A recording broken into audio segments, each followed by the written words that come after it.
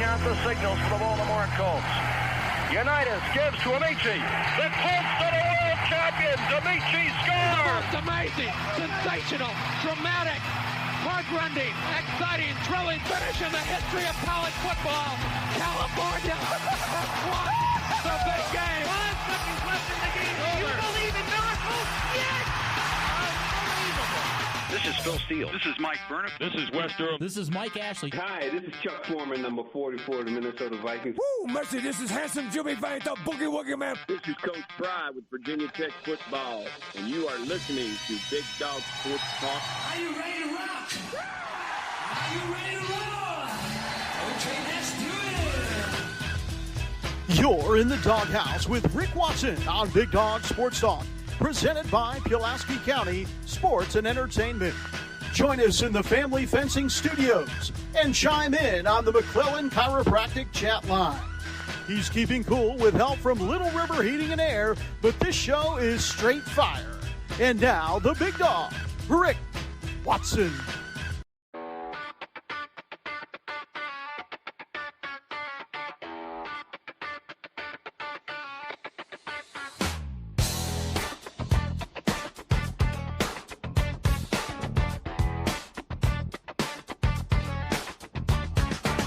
Rick Watson's got the mic, he's the big dog king.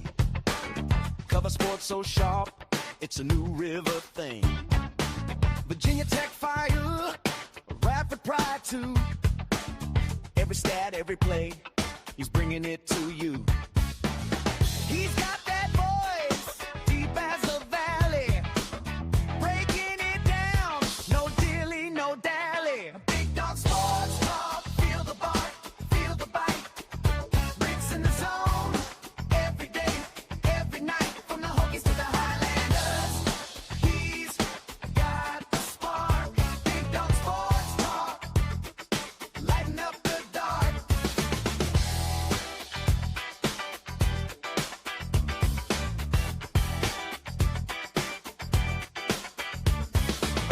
He's got the scoop, faster than a sprint. Calling plays like a coach, every word's a hint. From the courts to the fields, the stories unfold. Rick's play-by-play, worth its weight in gold. With a laugh and a growl, he'll pull you in. Big Dog's podcast, let the games begin. Big Dog Sports Talk, feel the bark, feel the bite. Rick's in the zone, every day, every There I am. from the Hokies to the Highlanders. Hit us up in the McClellan Chiropractic chat room. Good morning, Stevie. Good morning, Knicks fan. Hey, Erica. Hola. Lighten up the dark. Professional door text line 391-0780. Yeah, he jumped in to see. I thought that was a good picture. Just he looked like he was ready to go. Guess I'm done. I guess I can't do the show any longer. Many of you would go, yeah, all right. All right. Ooh, man, I just cut that off pretty quickly, didn't I? Sorry. Hey, Rodney, good morning. I see you, Morris. Yeah, Fat Rat's my favorite name. When the Messiah arriving in Blacksburg with his Fat Rat in tow, here in Palm, we're 4-star mesmerized. BDST's live. Prometheus, how are you? Man, we need your fire, man. It's 20, what is it, 20 degrees? Hey, yeah, 25, 26. Just flipped over, 26. Then we got snow tomorrow. I know, Opal. I know you love snow. Thank you, Opal. Yeah, he is. He's been a nice addition. He really has. Especially given his circumstances that, craziness, just crazy. Crazy.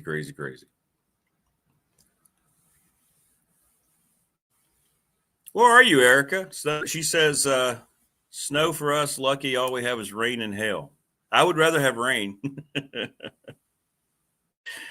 I would rather have rain.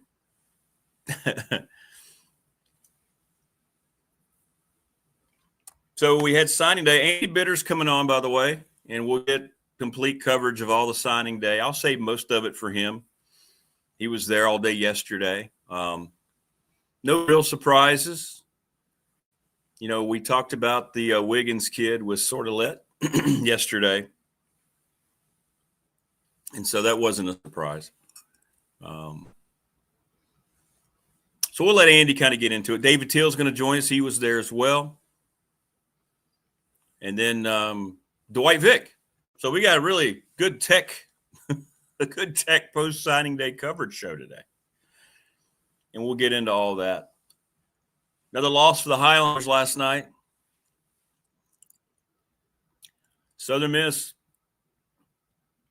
solid team. They beat Radford 82-75. First half, just one made three. Highlanders made 9 of them in the second half, but most of them came in scramble mode. Made it look a little closer. So another loss. Play again Sunday against St. Francis, a team that, you know, is dropping down to Division III, so it's a game you should win. But they've now dropped a couple home games against very light teams, you know, good mid-major teams. UNC Wilmington and now Southern Miss. Had a big crowd there last night. We had the teddy bear toss. It was the debut of alcohol being sold at the Dedmon Center. Yeah, it looks like I'm bald, Erica, but I'm not. It's just the light. I just keep it short. I was a fighter, so I keep it short. And, you know, it's 10 games in now. Radford 3-7. And, you know, conference play in the Big South is really the main thing that matters because we're never going to be a two-bid league. But same issues keep showing up. And I think that's a problem. That's a problem. So we'll see. Opal says she's like a schoolgirl watching the news for weather updates, praying for no school. There won't be any school tomorrow. Heck, they closed it down when we had a light glazing of whatever it was, freezing rain the other day, or 2 hours late. So, yeah, there won't be any school tomorrow. At least the only good thing is if it's going to snow, I think it's right now. The guy you watch, if you're on X, by the way, is Kevin Myatt. Watch him over all the local weather people.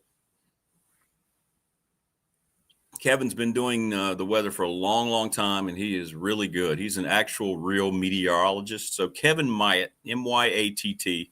If you ever want to know what's going on with a storm and you are on Twitter /X, he's the guy. So just check him out.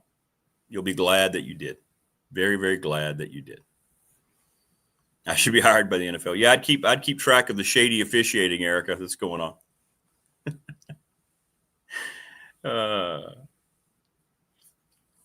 So good class for Tech, as we expected. And now everybody will start working on the portal. Quarterback's going to be the big thing out of the portal.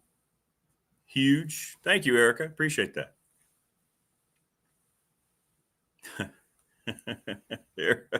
Opal says it's different her day. Used to use the snow boats. Joseph, how are you? Oh, man, the Miami Notre Dame banter heating up, huh, Joseph?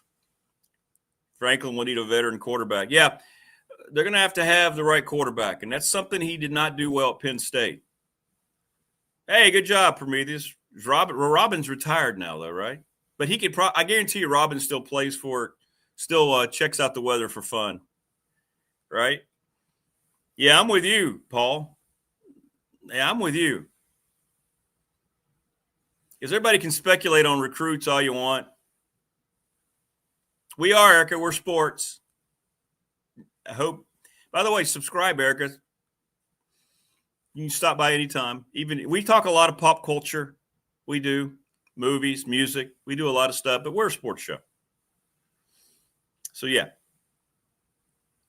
I actually, Prometheus, work with Robin's son, Patrick Reed. He works up on campus, and he comes and he helps out with the stats during our basketball games. So, yeah, that's cool. We have a Reed connection, you and I. But I'm with you, Paul. I know, Morris. We didn't close school either in Pulaski County. I'm with you. Yeah, I talked to Patrick last night, as a matter of fact. But I'm with Patrick. I want now. I mean, with Paul. Now I want to know. Here's some coaches. I did get a heads up from a couple people that it doesn't look like much of the staff is going to be retained. LeBron is old, Eric. If basketball-wise, he's old. And I'm not sure he's not more involved in this whole gambling thing than people think. That's some of the new speculation, right? Morris, people are going to look at those rankings. We're going to have people on who'll tell you what those rankings are like. Most of those recruiting services, whether good or bad, that's why when Tech would be criticized in the past, I would say, you know what, don't worry about it. But those guys, a lot of those people don't even watch these kids play. You're not going to find one football coach who cares about the recruiting rankings other than when they use them to try to help recruit. None of them go, oh, my goodness, look at our recruiting class where it's ranked. No, they know their recruiting class when they get the guys out there and they start practicing and developing and how they're fitting in. Then they realize they've got the real deal. So I know a lot of people look at those numbers and get all enamored. Thank you, Erica. Well, we like you being here. And if you are one of those, that's great. But I'm not going to be hypocritical. I never would punish Tech or anybody else when it said, oh, they only have the 95th recruiting class. None of that stuff matters. All that matters is how do they develop when they get there, right? How are they coached, and then how do they perform once they're ready to go? That's the thing. We've seen a lot of great recruiting classes. A lot of schools always have top 10 recruiting classes, and then they don't end up living up to the potential you think. Certain guys once offered by other schools, once that happens, like for instance, if a kid is not being looked at by an Ohio State or Notre Dame, he might be a 2 or 3 star. And then all of a sudden, if he's taking a visit and they find out that Ohio State offers him, he'll bump up to a 4. They don't even see the kid play. They just immediately bump him up. So, but that's fine. That's fine.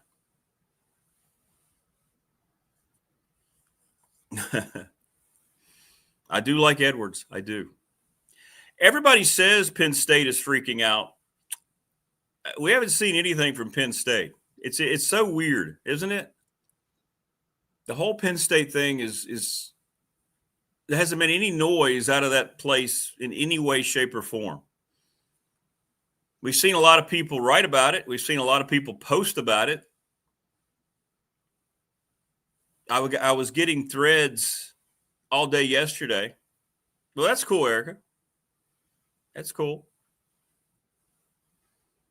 Yeah, that's exactly right, Paul. Yeah, when Saban would recruit a kid, he'd bump a guy up maybe 2 stars, and those guys don't watch football. So I don't. Okay. So everybody who's like, oh, my God, look at the numbers. Well, okay, that's great. Yeah, they've added a lot of recruits. But I'm like, Paul, let's get the coaching staff here now. Let's see what the coaching staff's going to look like. And then you're going to kind of know a little bit more about how this team could develop. And I guess that'll come out today. We'll ask Andy about that. He was over there all day yesterday. So we'll know. The other misnomer is that people are just saying, hey, look at James Franklin flipping all these guys. That's not the right term. The right term is, yeah, he's flipping them, but now they're coming to Virginia Tech to get the money that they were going to get at Penn State. You all know how this works. And the fact that it's James Franklin helps, but the fact that Tech's got this new budget really, really helps. And they dedicated a lot of it to that. So they can play in these waters now. And we're already seeing the new money come into play here. And that's fine. That's what everybody's doing. I kept getting all these updates about all these guys flipping. And I just think, man, oh man, the negotiation's been going on for a while. Craziness. Yeah, he'll get players. He's going to get players. That's what he's always done. That's his strength. His strength is to recruit. Now, I want to see what the staff looks like. Definitely. Now I want to see what the staff looks like. Yeah, and Penn State's got no coach. They've got nobody to try to counter. There's nobody there to say, hey, we can offer you this, because there's no coach. Is it unfortunate that Penn State, for them, okay, let's talk about this from this perspective, because I keep seeing this from people. Is it unfortunate for them that, they're going to have to scramble for players in the portal, whoever is named coach? And I guess they should have a coach this weekend, one would think.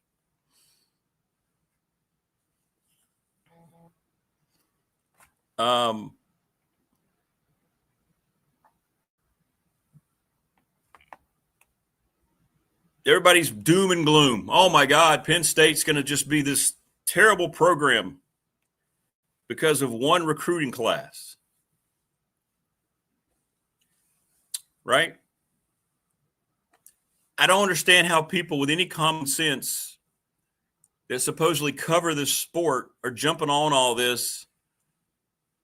Like really? It's Penn State. They survived the Sandusky scandal with Bill O'Brien. They almost got the death penalty. Right? There was a lot of talk that the school themselves were going to eliminate football. That was a serious conversation when all that came out. Remember that? It is a good mic, Eric. And then all I heard was Penn State won't be irrelevant again for 10 years. I remember Colin Cowherd going on this rant about how Penn State will be this downtrodden program for 10 years. I think it only took them a year to adjust. And you got to give Bill O'Brien some credit. He's the one that kind of set the table when James Franklin got hired. He brought them out of that. But to say that they're not going to recover from one bad recruiting class, a blue blood like Penn State in the Big Ten, okay.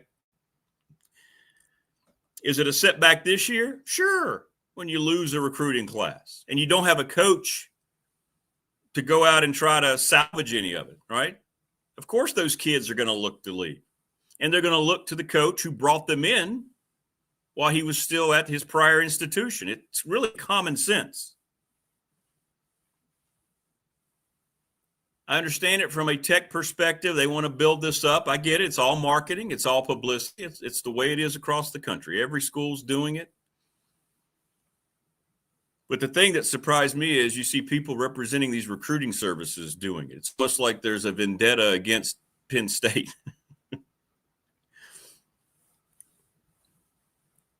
That's a good point about the Matt Sieg kid, Paul. Yeah, where was West Virginia? Well, they came forward with a massive deal from what I heard. Massive deal.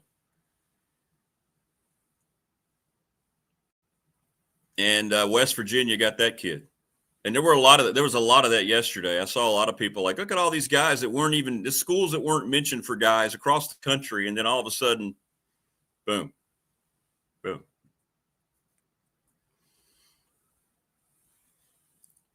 I'm not saying that the recruiting rankings don't matter, Morris. I'm just saying if you're just basing it on what a bunch of computer nerds put numbers on, let's see what they do when they get here.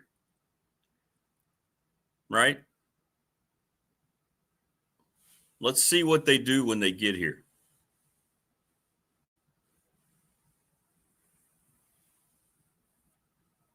That's what matters. That's why I'm curious about the coaching staff. That's what I'm curious about, who it's going to be. who's going to be there. Yeah, we got to get into this Notre Dame-Miami debate sometime, Joseph. Man, oh, man, it's really starting to heat up. Mayor Cristobal yesterday highlighting the shortcomings of Notre Dame's schedule. That was wild. That was really wild. Sexton does not care. By the way, that's a false – I don't know where all that came from. I've talked to people that know Jimmy Sexton. He did not do anything to Penn State. Now, is he using them to try to get other clients money? Sure. But he wants one of his clients at Penn State. He understands the business. Jimmy Sexton gets the business. It's as cutthroat as anything. Like, he's an agent for coaches in college football. He understands it's a cutthroat industry. And for them to run with the fact that they tried, that this agent spending his time trying to hurt Penn State, none of that is accurate. I talked to a guy whose football coach is represented by Jimmy Sexton, and they're just laughing at some of these reports. But people are going to run with whatever is typed out on X. I get it. I get it. This is why Access Media continues to thrive, even though they do nothing but spread lies for the most part, especially about politics. And people will just eat it up. We'll just eat it up. But to think that a multimillionaire,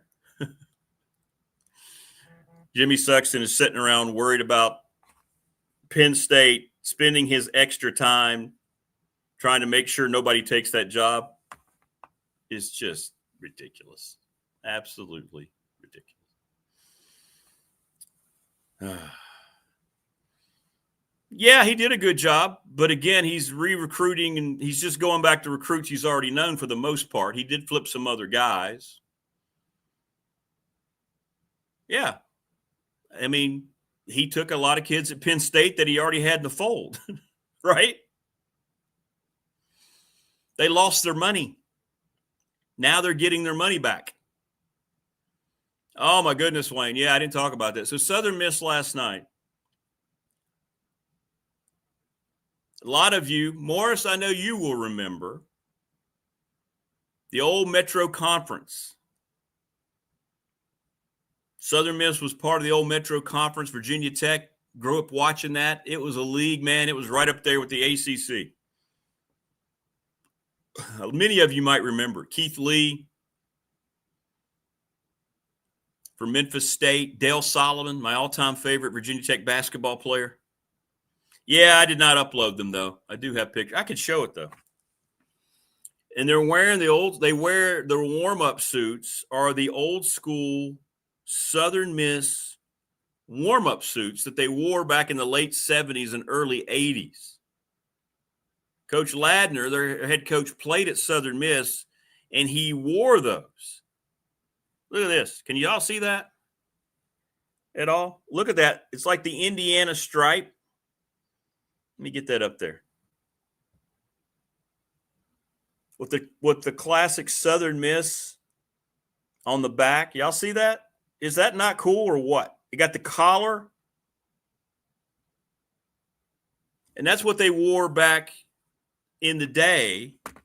Remember that? Yeah, like the Harlem Globetrotters. Indiana still wears those. And I told Coach, I said, I tell you what, if you leave some of those laying around, I'm going to leave with a pair of them. And he laughed. He said, yeah, the guys love them. He said it's, oh, that's right, Morris, Clarence Witherspoon. Absolutely, man. And he said, you know what? The kids love them. Yeah, they had the snap pants, man. Just pull them right off. He said the kids love them, and we use it as recruiting. They said they sell them. See the throwbacks. See there? Anything throwback is good. And it naturally fits them because they're already black and gold, so they're not forcing a black uniform that doesn't belong in your color scheme like a lot of schools. Yeah, Ace was Atlantic 10. I think Bimbo was still Metro. Wayne, check me on that. Was Bimbo early Metro? Bobby Beecher, Charlie Moyer, Les Henson. Those are some fun Tech teams to watch, man. Man, I love Dale Solomon. I still have a sign. I don't know where it is. It's in storage. I have a sign with the old Metro Conference logo. All the gyms were really dark on TV. It may have been like a Metro game of the week when we really still appreciated sports on TV because we didn't get to see it that often. So when it came on, it was a huge event. And now you just, you turn on. It's just we take it for granted now because there's 100 games on every night. I remember that game, Thunder. Yes, sir. I wasn't there, but it was on TV. Yeah, Tech beat Memphis State that day, if I'm not mistaken, Thunder. Memphis State was named number 1 in the country. They had Keith Lee. Who was their other really good player? Anyway. They had a promo, Bob Uecker, and they had his mask in the upper 10 rows. I must be in the front row. God, I love those commercials. And Tech beat them. Beat Memphis State and Keith Lee. If I'm not mistaken, Keith Lee had the flu or something. But yeah, I remember that vividly, man. That was fun. I love that league. And to see those outfits last night, it was so cool to see a coach who gets it. Coach Ladner, a veteran coach. Man, that was fun. But anyway, they had 14 new players. He wasn't sure what kind of team they were going to have, and they looked pretty darn good last night. There's no way they were picked 12th in the Sun Belt. That's James Madison's league. There's no way they're going to be 12th. Southern Miss, there's no way. And for Radford, you got to pick it up now. You have a very winnable game, a game you should win Sunday. A program that got decimated because they're dropping down to Division III going forward next year. Then you have exams. And then you bring in Coppin State. I think they have 1 win. So you got a chance to get a few wins. You got to go William and Mary. And then VMI before Christmas. So you got a chance to get some wins, but that was a big one last night. They needed to take home. They did. And conference play is really all that matters for us. But that was a disappointing result last night. For me, I see a lot of threes. I mean, it's the way Coach Chu wants to play. It's an NBA style. They shoot a lot of threes. They were 1 of 10 from 3 in the first half last night. And then in scramble mode, they were hitting these amazing last 5 minutes when they were down by 14. They just started throwing up long threes, and they were going in. So they rallied back, got it down to 3, but they couldn't get over the hump. They're not playing very good defense, I'll tell you that. So we shall see. They got the rest of the month to try to fix some things before conference play. First game's New Year's Eve in conference play down at Upstate.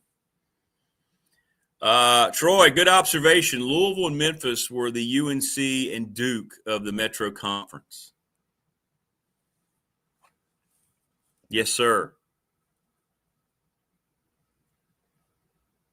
Yes, sir. I'm going to try and find the old Metro Conference logo. I wish I should have. Well, I got home late last night after the game. But I have a sign with the old Metro logo. So good. It was a great league. That was a great league. I was sending that picture around to all the basketball folks. Yeah, here you go. I have a sign with that on it somewhere. Can y'all see that? Old Metro Conference. Isn't that cool? Yeah, that was a great league, man. And I know I'm aging myself, but oh well. Yeah, Andre Turner. Yeah, was that William Bedford? Yeah, there we go. Correct, Frank. Correct. That summation you're all coming up with, Paul, Frank, yes. There's not a lot of effort on that end of the floor, and that you can't do that. And, Memphis wanted Memphis. Here we are. We're talking about the Metro. Southern Miss, big team, brand new team. They have really good guards too, but they want it to be half court. So they're running these sets. Their guard is hustling back on defense. They made life miserable for Radford shooters in the first half. They knew the game plan. They knew they wanted to shoot threes, and they didn't give them a lot of clean looks. And in scramble mode, they started to hit some. That's right. Memphis was in the 85 Final Four. That was the year Villanova upset Georgetown, right? With the Jensen kid. Remember, what was his name? Jim Jensen? John? What is it? Remember the guard that kept hitting shots? Keith Lee was a heck of a college basketball player, man. Woo. That'd be one of those things too, man. Wouldn't you love it? Yeah, Ed Pinckney. Easy Ed Pinckney. What is it, number 54? Is that right? I don't know how that popped in.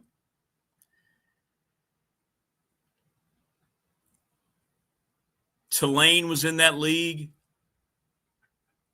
I remember seeing the Tulane logo and thought it was cool then with the wave. It looked a lot different then. I remember thinking, oh, that's awesome.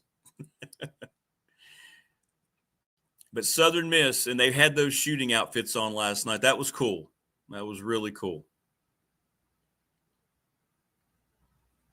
And I thought it was interesting, again, talking about how much the current team loved them.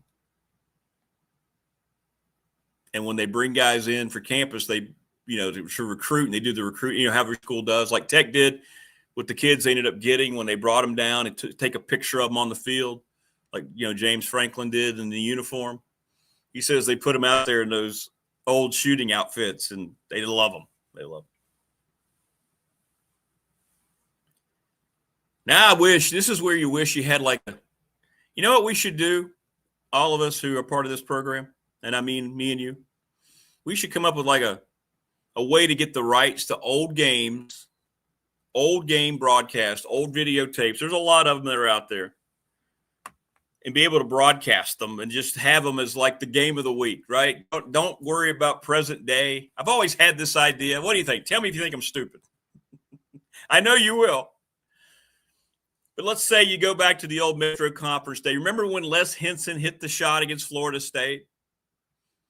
And it wasn't really a shot. It was just a heave, 89 feet, whatever it was. Perry Clark. Yes, Tulane. And you could just say, tonight on BDST channel, whatever it is, Virginia Tech travels to Tallahassee to take on Florida State. It's the old graphics, the whole old game broadcast. You could implement modern day advertising sales, and just run the whole game like it was an actual broadcast. That, you know what I'm saying? And I know ESPN Classic used to do some of that, but that went by the wayside. I would love stuff like that. There's probably not enough of a market for it, but maybe there is. And just show those games from all those eras, But you'd have to get rights, and I know it's too hard to do. You could never do it, but wouldn't that be fun? Never Nervous Purvis. Hey, OS fan. Man, there was some good Louisville teams. Whew, Denny Crum.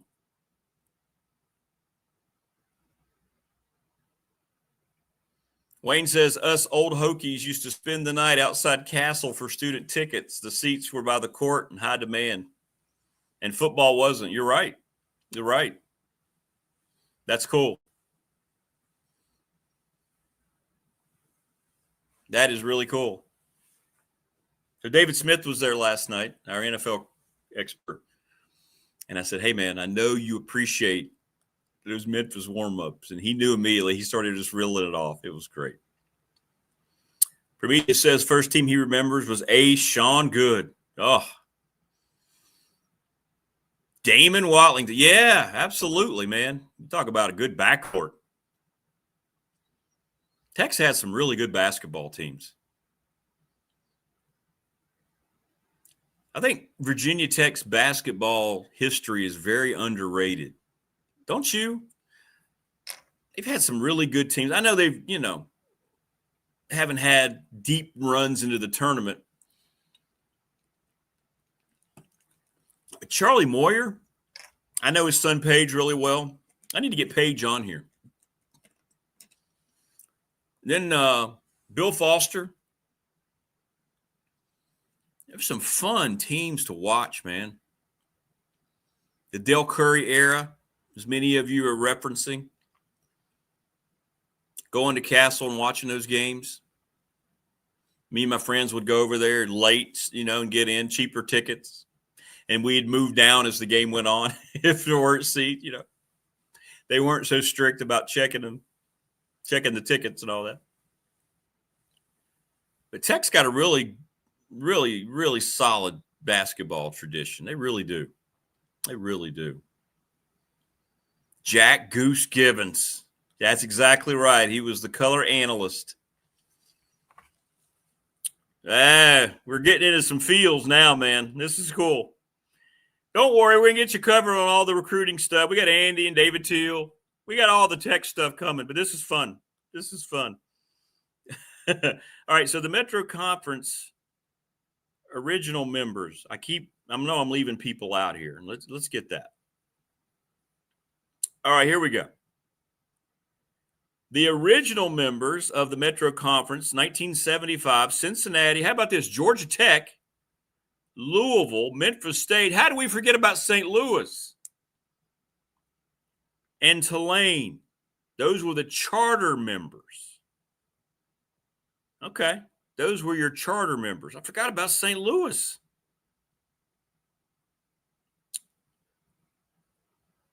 Member schools. Who else came into play? Cincinnati, obviously, in that league. We talked about Memphis State, Tulane, Florida State, Virginia Tech, Southern Miss, South Carolina,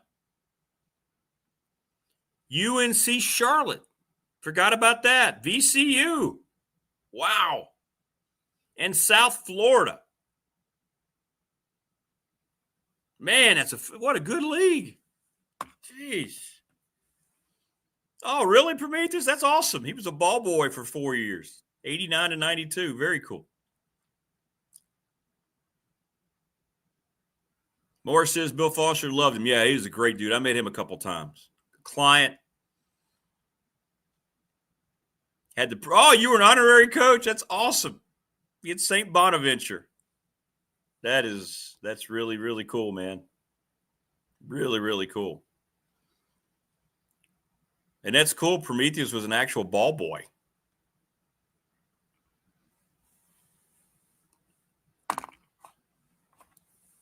That's so cool. It's when we're growing up too, right? And our love for sports is developing, and none of these politics and money games and all this crap. We're just watching the games, watching these guys, appreciating it. It takes us back to our roots, man. That's why stuff like that last night got to me in a good way. I was just so excited to see it. It seems like a small thing, but it just triggers all that in you again.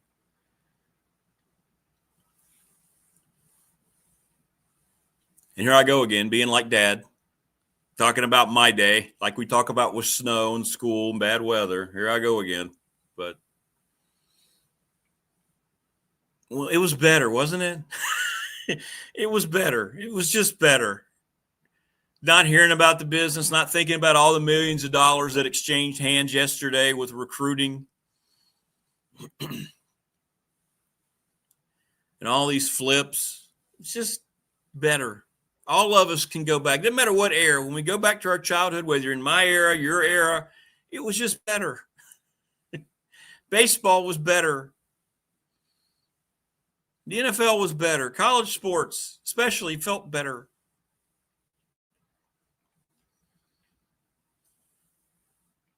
Man, oh man, oh man. Good stuff, though. Good conversation. That's fun. That's fun. And I'm glad I'm not surprised you guys appreciate it. But I sent that. I got that. I was so excited to see those outfits. I got distracted during we're getting ready for pregame. And, oh, look, So cool.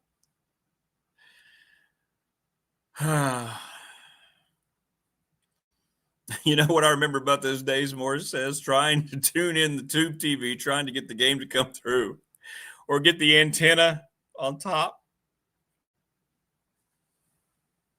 It was pure. That's a good word, Prometheus. It was, man. And that's why we still put up with it today. That love and passion for sports. That's why I still do a show for the third version of it here on YouTube now. Oh, those UNLV teams. Yeah, Joseph. Is that not still one of the weirdest things ever? Yeah, Jerry Tarkanian, who was as dirty as it comes in terms of breaking all the rules at the time. That towel, and he would suck on the towel. What was that? That's just weird.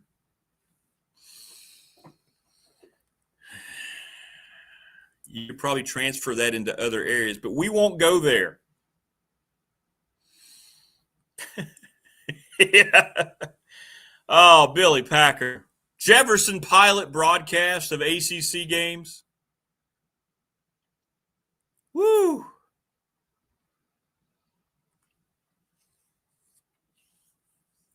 How much did we love the Jefferson Pilot ACC broadcast? And that segued right out of the Metro Conference. Billy Packer, voice of a lot of our childhoods, man. Now you're gonna hate it. Oh, now who was his main play-by-play guy early? I don't mean later when it was Dick Imberg and then the coach Al McGuire.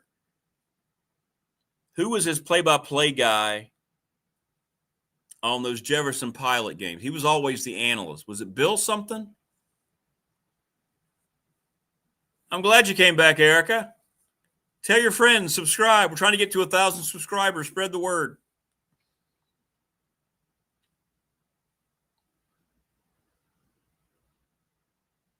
What was his name?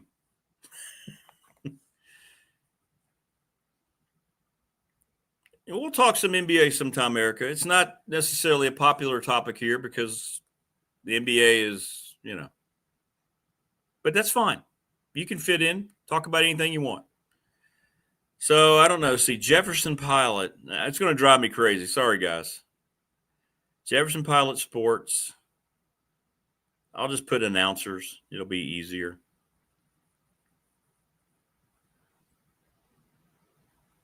No, I want the original Jefferson Pilot.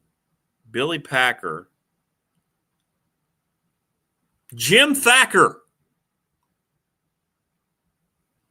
It was Jim Thacker, wasn't it?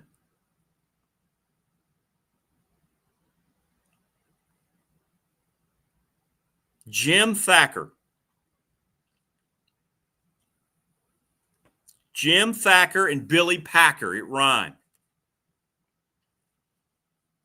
Yes, sir. There we go. Thank you. Oh, David, we could do a whole week on Mid-Atlantic Championship Wrestling. Thacker and Packer. Now we're cooking. That's it. Man, that was good. And again, we got like one game, right, during the week, and then you had the weekend. And you would highlight and make sure you were there watching. Didn't matter which ACC game it was. It could be NC State, Wake Forest. Didn't matter. Every now and then you'd be fortunate enough to get Tech or UVA. Oh, yeah. How about the Cowboys game? Yeah, we do talk smack about LeBron. That's true. The largest watch game in the history of non-Super Bowl television. Did you see that?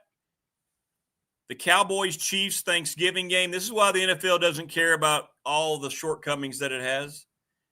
57.5 million people watched the Cowboys-Chiefs game on Thanksgiving. 57.5 million.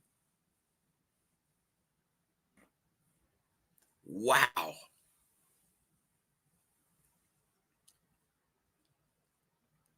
The Holly Farms player of the game. 100%. Keep them coming. This is fun. Thanks to Family Fencing, sponsor of our studio, 540-200-8294.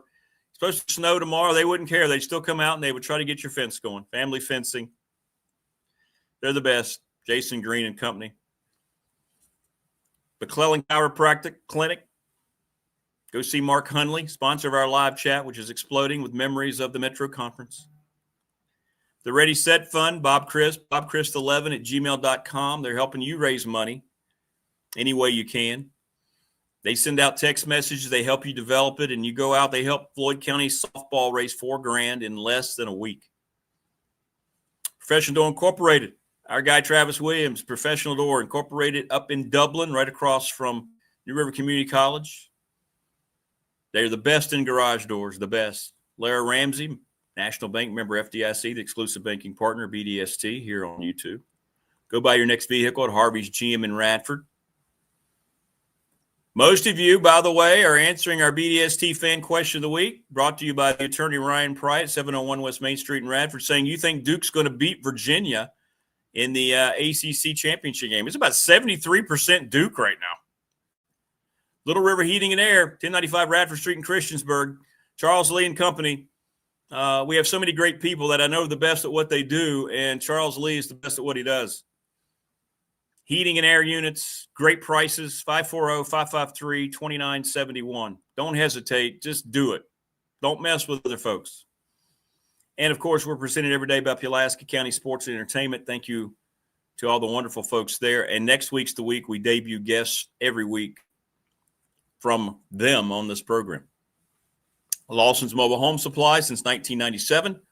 Manufactured home parts, windows, doors, plumbing, installation, 540-382-8011. And thanks to the NRV Super Bowl, they've been serving the community for 25 years. I understand they've done unbelievable improvements. I've got to get over there.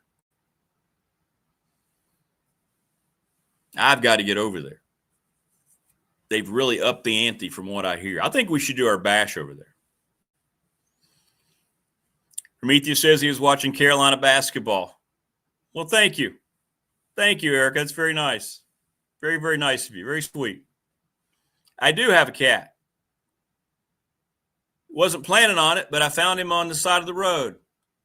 Don't get me started. I always get a little emotional about that story. Here you go. He was taking over the program. Let me show you one more time here. This picture happened the other day. There you go. There's Creed. Sitting in my spot, looking at me like, okay, you're done. I got this. See that dark orange and white fella? Erica, he was part of a surprise find. As I was used back in the day, believe it or not, I used to jog 6 years ago. And I was jogging in my neighborhood, and one of the worst scenes I've ever seen. Somebody had thrown out a bag of baby kittens, and the others were dead. And then he comes walking out of the bag. I mean, you can't. And he's looking up, he's shivering, and I'm just like, oh, you've got it. Really? Who does this? Stuck him in my pocket. My kids were still here then. And as soon as you say, hey, look what I found. Yeah, I don't know how people can do that. And I've seen puppies. It's just. Yeah, I am. Of course, Prometheus. I am a Pulaski County Cougar. Although I went to Dublin schools and then Pulaski County. Even the cat is Bronco colors.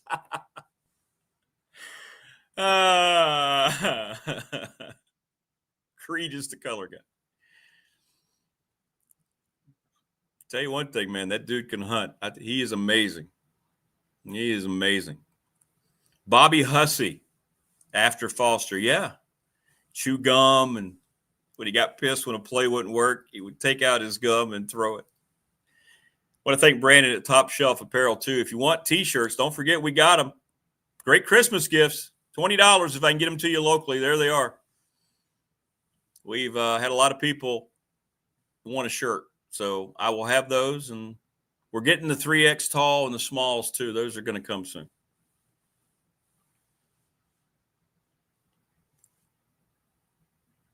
Yeah, good stuff.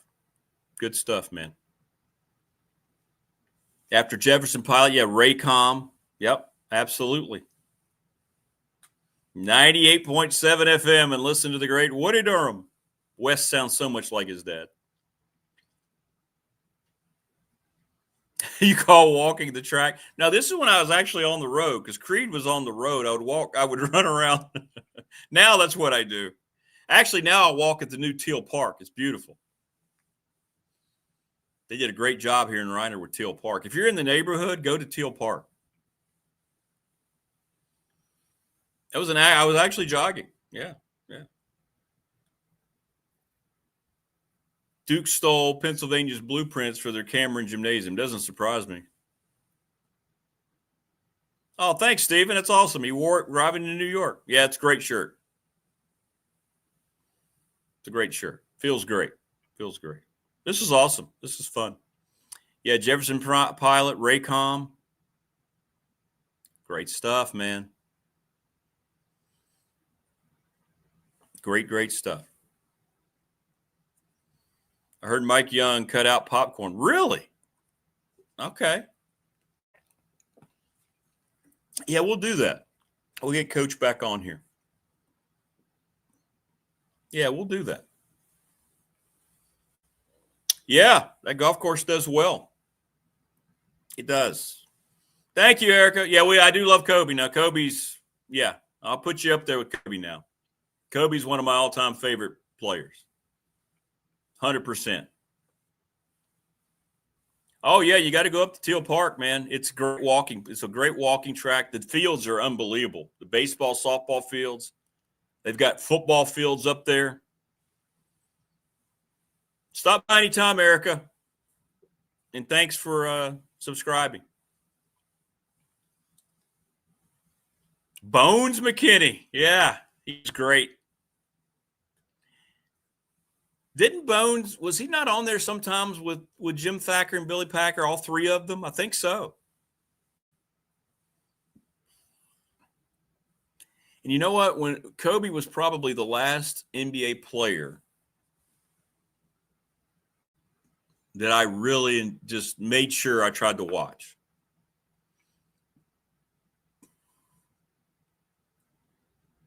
Hasn't been the same. He's the closest thing to Jordan we've had. Yeah. Oh, the old Big East. So was it Tuesday, Super Tuesday, whatever they called it? Or was that Monday? It was Monday or Tuesday. Which one was it, Joseph? Yeah, the old Big East games. All those coaches who could tell just didn't like each other in any way, shape, or form. Hated one another. That was a lot of fun, man. Some great times. We get Teel on here later. We'll talk about signing day, and he wrote a great piece about everything that's going on with college sports, as always. Of course, David Teel wrote a great piece, but no, Larry Bird, obviously one of my all-time favorite players. Agreed. Yes, bring your own meat, and I will cook it for you, and you'll be happy that I did.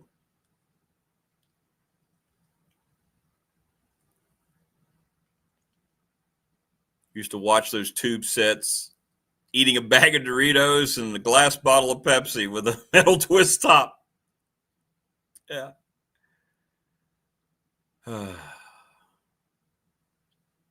Now, what's going on with that? I did hear about it.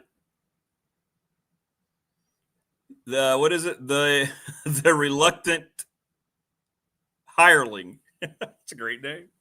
I wanted to make sure I got it right. Welcome, reluctant hireling. Please subscribe. Tell me about the NAS court situation. Yeah, I did see something. I haven't looked at it, though. Andy Bitter joins us here in just a little bit. And we'll dive headfirst into all the recruiting. Oh, that's great.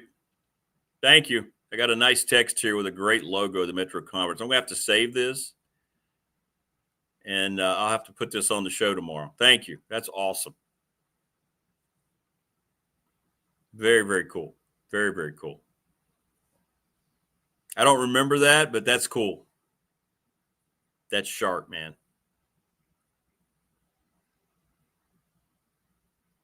Extremely sharp.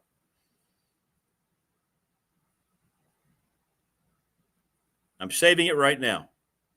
And I'm going to use your logo. I am. Tomorrow. I'm going to use that tomorrow.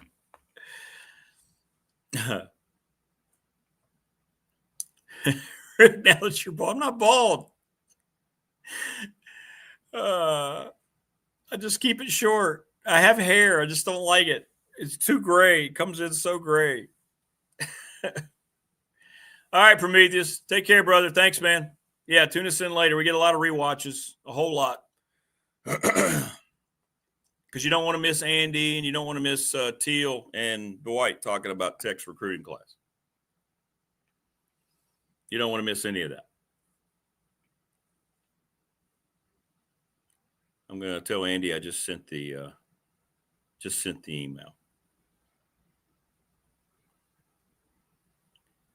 There's a lot of times they don't get, they don't get it. To the owners suing NASCAR due to, the monopoly. Sure. One of the owners is Jordan team in the elevator pit. Yeah. NASCAR has just completely collapsed. Hey, David, good morning. Showing my age, 1973, Virginia Tech NIT starting 5. Ed Frazier, Bobby Stevens, Craig Leader, Charlie Thomas, and Alan Bristow. Absolutely. They were heroes to this 13-year-old. What a great starting 5. Yeah, I need to print that logo. I need to find it. I have a sign somewhere. Oh, I hope that wasn't just left up in my folks' house.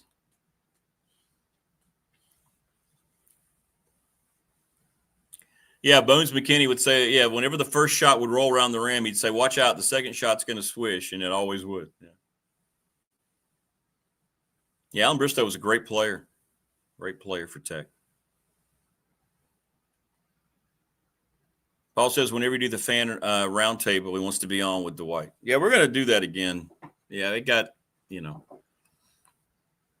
fiance's mom passed the morning that we were supposed to do that. So, yeah, that got abruptly canceled for obvious reasons. So, yeah, we will. We'll do that. We will do that. Good stuff, man. Just good stuff. But we all started all this with the old Metro talking about Radford, and Southern Miss came in last night and beat them. By the way, Chris Kleiman, the head coach at Kansas State, retires, says he can't handle it anymore. College sports, what it's become. Looks like his son, who's the Texas A&M offensive coordinator, is going to take over at Kansas State. Another coach who just said the day of the big recruiting signing day, saying I'm done with it. We all wear classic teamwork starter jackets for the podcast. Hey, those jackets still hold up, man. They do. Brian Hartline, by the way, the Ohio State offensive coordinator, officially named the head coach at USF, and they were going to be I think that was kind of been rumored for a while. Right now, everybody's talking. It's weird, too. Everything went from signing day until around midday yesterday. And then everybody started talking about how horrible the college football playoff is, right? Yeah, the TBS Braves baseball games, man. Yeah, once you finally got cable. David, that's the only time I could watch the Padres. I was a Padres fan, and, they were in the same division then. They were in the National League West. It was the National League East, the American League East, and the National League West, and the American League West. That was it. No Central. No Midwest, no North. It was just East and West. Braves and Padres. And that's when you actually had proper games against your division rivals. You play 20-some games against your, was it 24 games or something against your divisional team? Skip Carey, Pete Van Wieren, Ernie Johnson Sr., Billy Sample joined those broadcasts. Wow. Yeah, I'm glad you brought that up, Roddy. So, yeah, it came out yesterday, and what we had been telling you, my Big Ten guy, about Lane Kiffin really wanted the Florida State job, and that came out yesterday. That was the job he coveted more than any other. And they basically told him, we don't have the money to bring you in here. Could not afford to bring him in here. Sorry, we'd love to have you, but – and I don't know if he leaked that or what, but that got around yesterday, and that's what we had told you. Big Ten guy was all over that. I have no idea why Dale Murphy's not in the Hall of Fame, David. I don't know. I don't understand guys who get in and guys who are left out. Morris says Alan Bristow's girlfriend taught at Newport Elementary. He came and dunked for us. Really? His girlfriend wore mini skirts.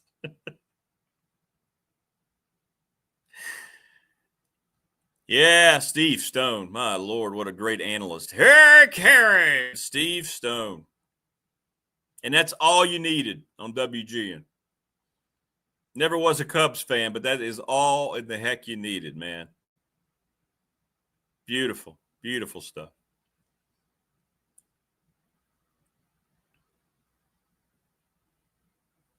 Yeah, the whole Lane Kiffin I don't know. We'll see. Did you see Joe Burrow's reaction? Quarterback of their last national champion. Hey, what's your thoughts about Lane Kiffin? He kind of sat there, and then he kind of just looked up at the sky, and then he went. He didn't say anything. Oh, of course I do, Rodney. Number 35. He's my all-time favorite Virginia Tech basketball player. Are you kidding me, Dale Solomon? Absolutely.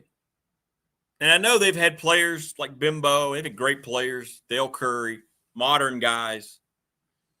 But to me, Virginia Tech basketball always comes back to Dale Solomon, 100%. Yes, sir. First Tech teams I remember watching had old Dale Solomon. Great forward, man. Great forward. Good stuff all the way around. David Teel and Dwight Vick join us here in just a little bit. Joining us now on the program, and I know he is got to be might be a little exhausted. He's Andy Bitter. He was covering recruiting all day yesterday. What's up, AB? And by the way, man, I hope you had a great Thanksgiving with your family last week. Yeah, it was good. A little under the weather here, so try not to cough too much while we're doing this show here. I know people will complain about that. No, I'm sorry, man. I'm sorry. Well, let's get through it yesterday. A lot of those Penn State guys we expected, sure enough, coming to Blacksburg, and then some other surprises. What was your take watching all the names come through yesterday?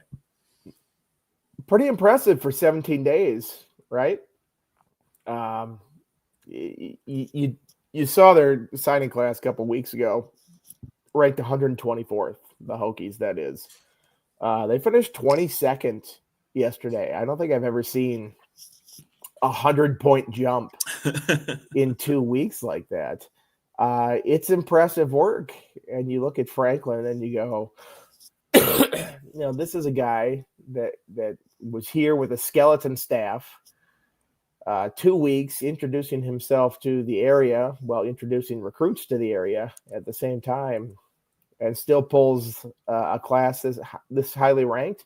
What can he do with a full year and an actual staff behind him doing this stuff? So this is pretty impressive. I think if you're a Hokies fan, you're encouraged about, the future and what this guy could do with a full recruiting class and full tools at his arsenal here. So this could be sort of a dawning of a new age in terms of what recruiting potential could be at Virginia Tech. Well, it's always been what he's done best, right? Even at Vanderbilt, when he was rebuilding that, he was getting talent in there that they hadn't had.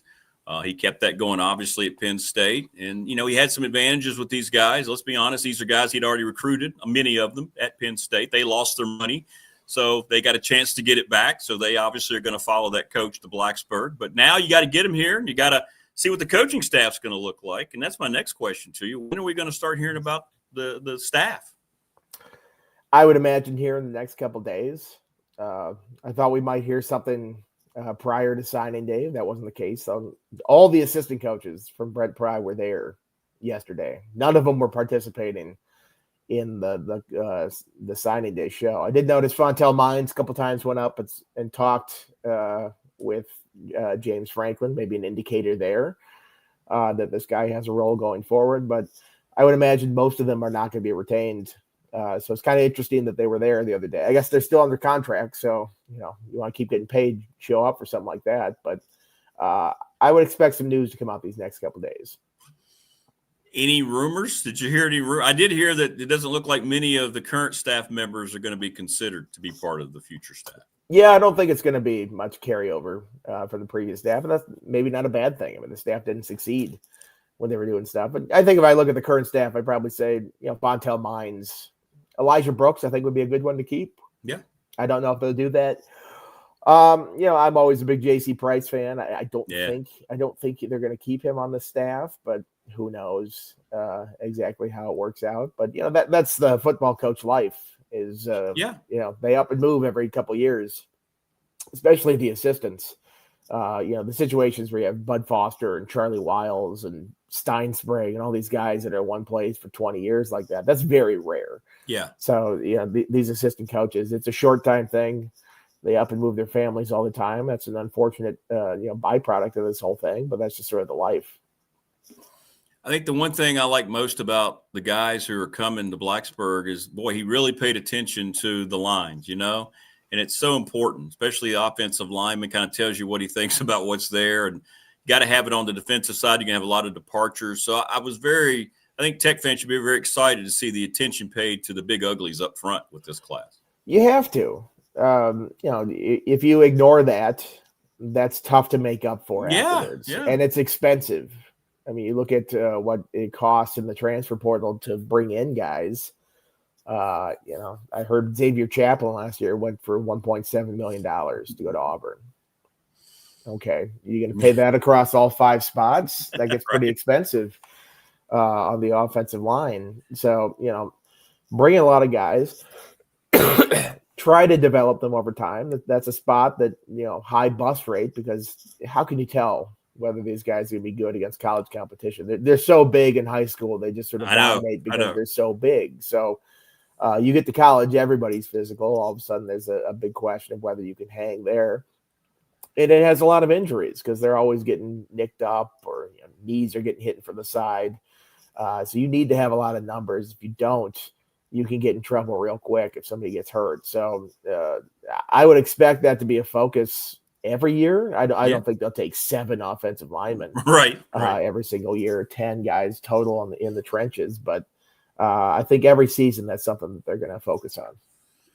I had several text messages specifically for you today about have you heard anything about the potential quarterback that could be poached out of the portal? I mean, I don't know how that would leak to anyone, but I'm just going to ask you the question I was asked. So here you go. I don't know. Colton Joseph's going in from the looks of it. I saw reports the other day. He could be a pretty good guy in state. Hokies have seen up close what he can do. It's tough to sense the market right now. And it's also tough because I don't know what offense they're running. They're still waiting on the offensive coordinator. I think that's a pretty big deal. Right. That's right. What kind of offense they're going to run. So, we'll see who else becomes available. I'm sure there are feelers out there. I'm not naive enough to think that they're going to wait until January 3rd or whenever the portal actually opens to first make contact with these guys. But it's just the start of who's going in, who's rumored to go in, who might be a fit. You're going to have to wait a while for somebody to actually sign, but I'm sure they're already putting their plans together right now. And that's where the calendar sits now, right? We just kind of wait And now the portal is going to come. A lot of guys across the country, including Blacksburg, that we see go into the portal are going to be told to go into the portal, or urged, right? Now, Brent Pry used to talk about that. Sometimes you have to have those tough conversations, but now we just wait, right, until January to see what, like you said, that comes out of it over the next month or so. Yeah, there's going to be a lot of roster finagling from now and then until then, and a lot of hard conversations, like you met. I'm sure we'll see if James Franklin uses that same phrase that Pry used all the time. Yeah. I would imagine there's going to be some guys that get pushed out. You have to do that when it's a new roster like that. It's an unfortunate situation, but these guys are paid to win, so you got to get the best roster possible. You have to go out and buy the best roster possible. And it sounds weird to say that about college football, but that's the truth. That's what true. These guys are doing. Right. So a lot of evaluations going on, a lot of ideas about who's the best fit for this team and the kind of schemes that they want to run. And again, I don't know what those schemes are going to be. They haven't really given us any clues on who, what they want to run offensively, what they want to run defensively, who's going to be in charge of those units. So right. A lot of times, beauty is in the eye of the beholder, and whether these coordinators think these players can fit their system. So, I have some ideas about guys that would be good fits. They're good guys that you'd want to keep, but if they don't fit the style of offense or style of defense they want to play, they might not be as obvious of guys to keep.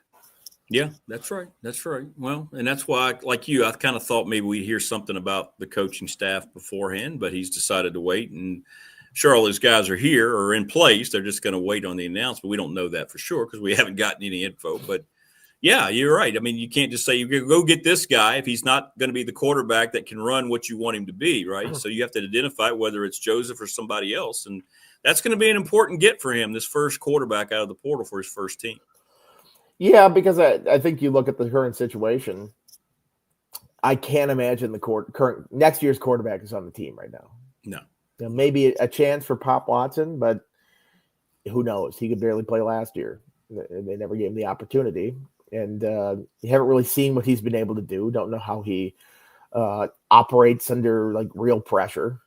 I guess they could have found out if they put him into the Virginia game. He would have seen real pressure in that situation because they weren't blocking anybody worth a lick in that game. But, Rangel was a guy who came in and was a, Philip Montgomery guy. I can't imagine he's going to stick around. Kyron Drones is done, and the other two guys are freshmen this year who redshirted and, could be players down the line, but, still have not taken a college snap yet, which is pretty significant. So this is the team that goes out and finds somebody in the transfer portal. Well, and the future is there now. Good recruiting class. They're going to have, I think, a strong portal presence as well. So the roster is going to look totally different heading into the spring. But looking back on the final game of the Philip Montgomery era, very disappointed in a lot of ways, not just with the outcome, but I thought that was the first game where we didn't see, that fight that we had been talking about with his team. What did you see when you watched Tech against Virginia? Just lackluster is the first word that came to mind. Yeah, well, they were just such a punchless team. And I guess the defense sort of showed up a little bit in the first half, and then the weight of the offense just giving them nothing. That's a burden to this defense. Eventually, it's not going to be able to hold up much. I think holding them to 27, but your offense can't get a first down for 2.5 quarters is not the worst thing. Yeah. I thought the defense played okay at times, but you got to have something on the other side of the ball. And, you go in, you don't have Marcellus Hawkins. You don't have Aiden Green. I mean, Takai Heath's your top receiver, probably. Nice receiver, but I don't think he's the number one guy. And he had a rough game, had a couple drops in that one. Just there's nothing in the passing game. I mean, it's just an embarrassing lack of production from the passing game, and you're not going to win any college football game when you're doing that. So, I don't think it was a well-coached game, but I also think they went in with really no firepower whatsoever offensively. And you have to have some to win a game like that because UVA played pretty well on the offensively. Yeah, they did. They did. And kudos to them. I mean, they hit the portal hard in a make-or-break year, and here they are, a chance to crash the playoff party if they can take care of business Saturday night. And I got to get into that with you because I know you always have a great take about the state of college football and the latest college football rankings, and man, oh man, they're just getting criticized across the board, rightfully so, with how they're going about things. What are some of your thoughts on that, and what happens if Duke upsets Virginia, and what happens, in your opinion, with Miami, this whole Miami-Notre Dame debate now that's taken off? Yeah, I mean, if Duke upsets Virginia and JMU and Tulane win, I think the ACC is out at that point. I mean, Duke lost head-to-head to Tulane. Right. So if Tulane wins, they're getting in over Duke. JMU is currently ranked. Duke is not. I suppose there could be a scenario where Duke could jump them for 25th or something like that, but I wouldn't bank on that. So then you're talking about having a conference champion that's not one of the top 5 ranked conference champions. You're out at that point. You're not going to get an automatic bid. It would come down to Miami. And, there's a chance that if BYU wins and Duke wins, that both Miami and Notre Dame are out. It's true. They're not going to get in. So it'll be real interesting to watch. I think Alabama's an interesting team to watch in that too, because they're currently 9th, I think, and they're playing in the SEC title game. What if they lose that? What if they lose badly in the SEC title game? Do they drop it all? And if they do, does that open up a Miami Notre Dame conversation if they're right next to each other in the standings? And they keep saying, "Oh, there's enough separation between those two." It's like, I guess there's a team between them right now, but is it going to be enough to justify keeping them out? Say BYU loses too. That's the team that's between them. If it's number 10 Notre Dame, number 11 Miami, and you go head-to-head's not going to matter when these teams are back-to-back in the standings. So at least the committee is smart this year. They're not saying the rankings can't change, right? Because last year they went into the penultimate rankings and they said idle teams can't move at this point. Right. Like, well, that's stupid because their resumes change based on wins and losses in the last week. That's right. They can look better or worse based on how these teams do. So they kind of boxed themselves in last year. Like, well, we can't change this now that we've said this. This year, they at least keep it open that they could change these things. So it'll be interesting to watch. I think this is 2 years now where the SEC has been on the cusp in a couple of situations, kind of controversial. I think this is the push that they all need on this thing to make it go to 16, which I don't want to see. I hope it doesn't get to 16, but I think that's probably what's going to happen. Yeah, you're right. That's what the SEC and the Big Ten. And then we're arguing about 17 at that point. Yeah, it's true. Right? We'll just keep at it. Like, at least we're arguing about teams with 2 losses now and not like, unbeaten Florida State needs to be kept out of this thing. So this is an improvement. Don't get me wrong. This is an improvement of what it was before. But, if you've lost 2 games at this point, you kind of only have yourself to blame. That's right. Left out. So that's right. I don't feel too sorry for any of these teams. No, I'm with you. They head-to-head, the way they're just – a lot of folks are just discounting head-to-head the Miami-Notre Dame game when the schedules are very similar. If you break them down and you see Notre Dame had a couple big games and they didn't win either one of them, and one of them Miami, and yet they're going to get the benefit of the doubt. It's bizarre. Sometimes I think the old BCS system was onto something, as much as that was criticized. Well, the other dumb part is they're like, oh, Miami lost to 2 unranked teams, as if SMU and Louisville are like the dregs of college football. It's like they didn't lose to, right. Like Virginia Tech and Boston College or something like that. Like SMU is a pretty good team. They were right there at the end of the ACC, and Louisville at the time had its running back, had its quarterback, pretty good team. So I just the way they treat these losses, like good loss if you're anywhere in the top 25, and all of a sudden it's a terrible loss if you're outside of the top 25. It's like the team 24 and 26 ranked are not that different. They're the same team basically. So this idea that they cite top 25 losses or wins or like that, it seems asinine to me. As you were watching last weekend, the game, wanting to watch games, but yet we got this just relentless Lane Kiffin coverage.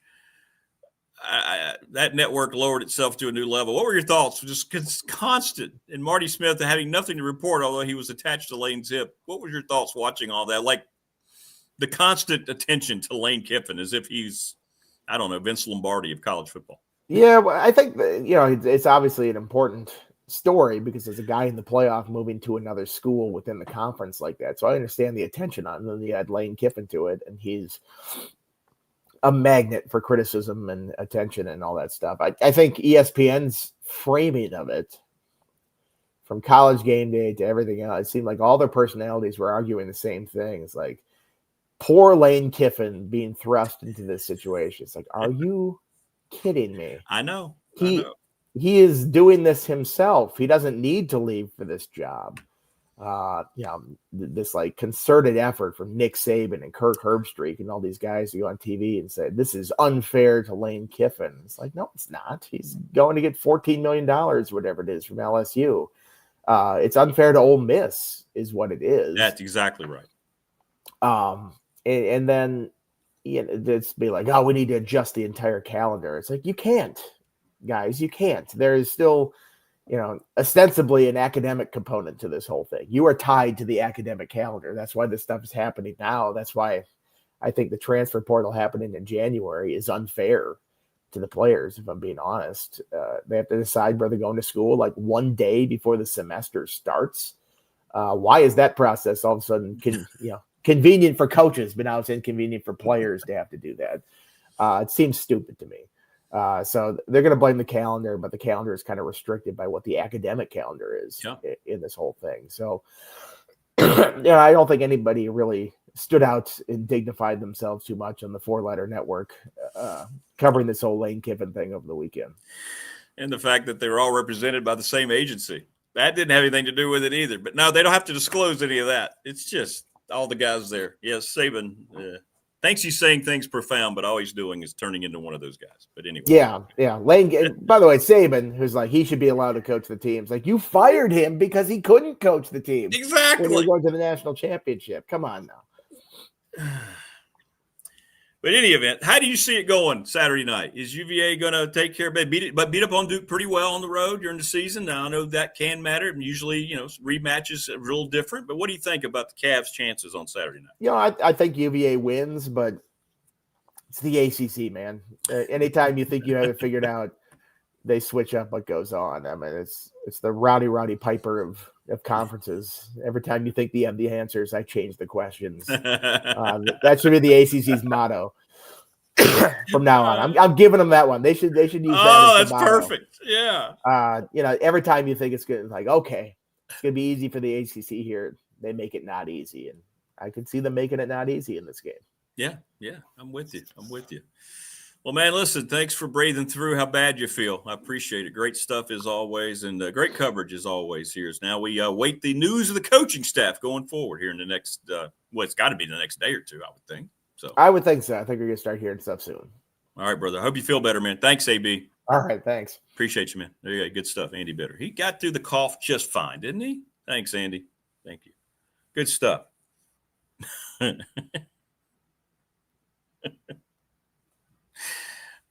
It's funny. I'm going to have to delete the comment, Jim, but you made me laugh. All right. Hey, lights out. What's up? Go Cowboys, Ohio State, another national title.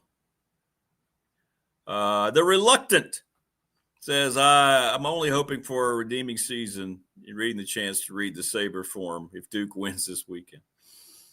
But let me ask you, because, Andy pretty much laid it out. If Duke wins, the ACC is likely not going to have any representation in the tournament.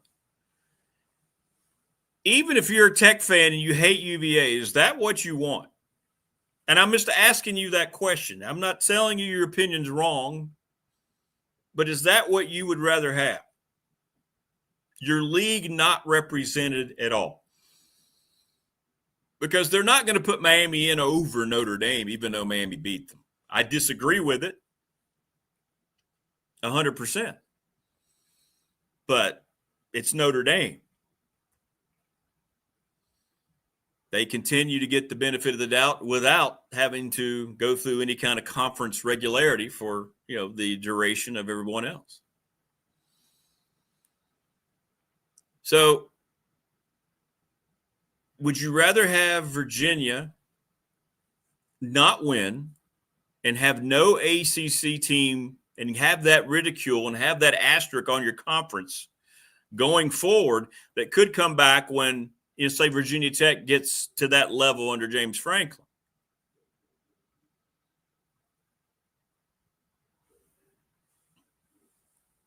So let me ask you, what good does that do the ACC, not only now, for the future? So let me know your thoughts. I'm curious. And then if it were the other way around, if this was UVA fan, I'm asking, with Tech playing for an ACC title.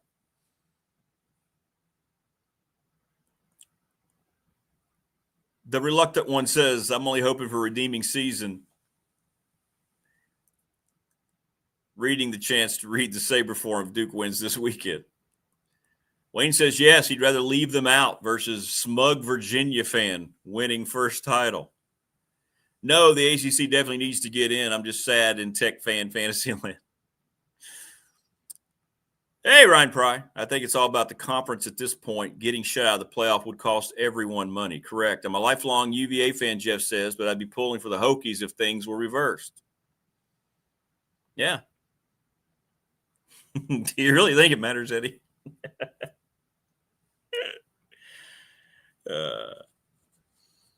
I think it's a huge problem for the ACC, and it just validates so much of how ESPN looks at them as opposed to their relationship with the SEC. If they're completely left out of this thing. And I think Andy's right on the money. I think that's exactly what's going to happen. If Duke wins the game, they're going to be jumped by other teams. It's going to be interesting. It's going to be very, very interesting. I don't know. It's your opinion, right? It's your fandom. There's no wrong answer if that's how you feel. But for me, I would, as much as it's a bitter rival, I think it'd be tough to sit there and watch the conference that your school plays in, that you root for or that you graduated from, and that league not be represented. Completely just left out, an afterthought to the national party.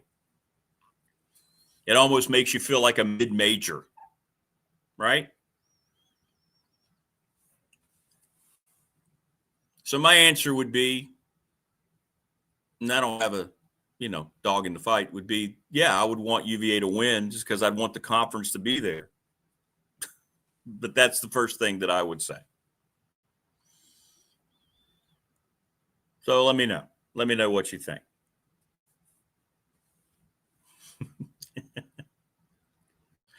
Yeah, what was Eddie talking about? That's right, Christmas Vacation. That's my one guilty pleasure of movies. Yeah, if the Who's win, problem solved. If JMU gets in over the ACC, we'll never hear the end of it. Yeah, that's the other part of this thing. Not only will the ACC be omitted, not only would they be omitted, they'd be jumped by, an in-state school from a G5 league, potentially. Whew. Brian says it will make me nauseous, but I guess I'm going for the Who's. To hell with UVA. I got a text message on the text line. Everybody will be doing something different anyway. Yeah, when the next realignment comes, it's going to be very interesting. Notre Dame is ACC.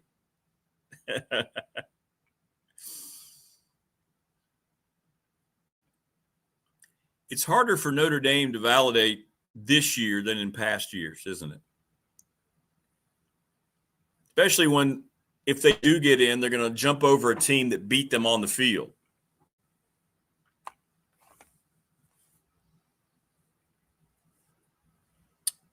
David Teel going to join us here in about 10 minutes, by the way.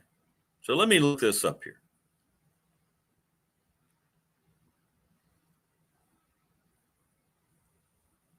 Notre Dame. What is Notre Dame's best wins this year? They lost to Miami to start the season. They lost to Texas A&M. They beat Purdue.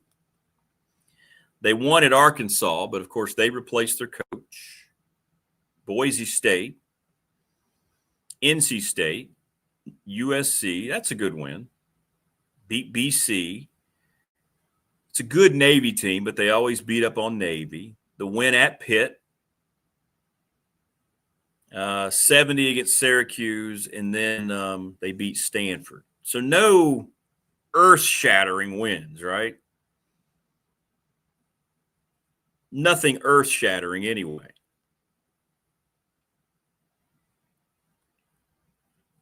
Miami beat Notre Dame. Bethune-Cookman. Yeah. Beat South Florida when South Florida was undefeated. Beat them like a drum. Remember that game? That surprised me, that result, especially 49-12. Beat Florida, won at Florida State. Lost to Louisville by 3. Crushed Stanford, lost to SMU. Beat Syracuse, NC State, Virginia Tech, and then they destroyed Pitt last weekend. So they have, 3 losses. Or 2 losses, I'm sorry. 2 losses. The Louisville SMU game. So I don't know. You tell me. What do you think resume-wise? Yep. Yeah. NBC baseball game of the week. That's why I became a Padres fan, David. They played the Dodgers one year when I was growing up. Dave Winfield was a Padre, wearing the mustard and brown. That's exactly why I became a Padres fan. I didn't know anything about him. Tebow says UVA may beat Duke, but they'll get crushed to the playoff. Total frauds. Well, I don't know, man. 10 wins is 10 wins.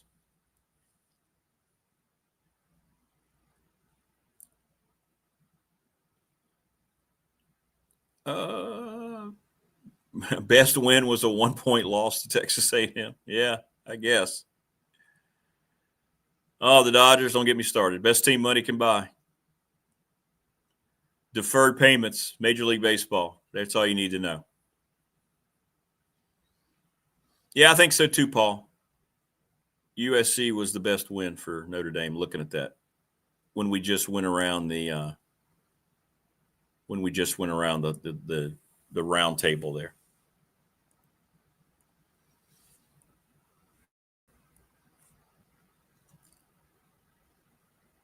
Sending Teel his invite here. Okay. Yeah. So I don't know. My first answer would be that it's more important the league is not left out. Even if you're a Tech fan and you hate to sit there and bite the bullet that it's UVA, you want to think about this for your own future while you're still in that league.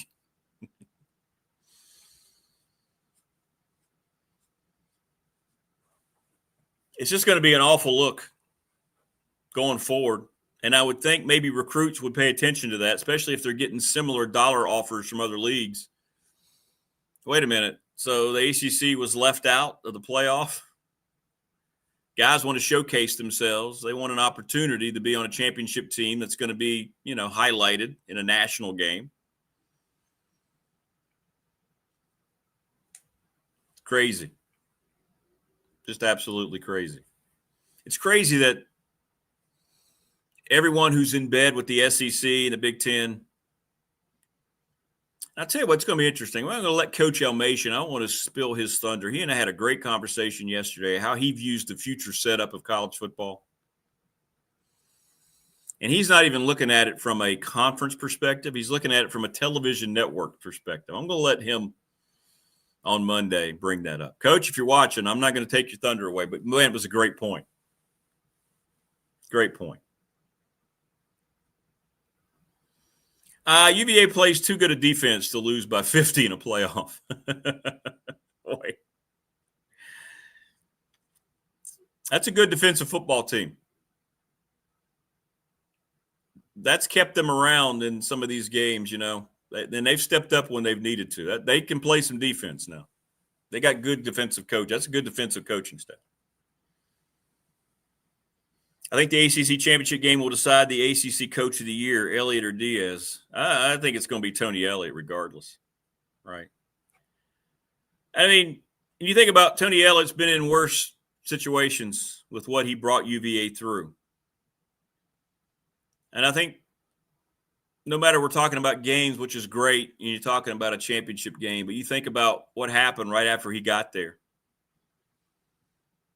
And just the senseless, cold-blooded murder of 3 of his football players on the bus. I can't even begin to imagine how he even picked up the pieces of that program and kept going. I thought he handled that with so much class and poise.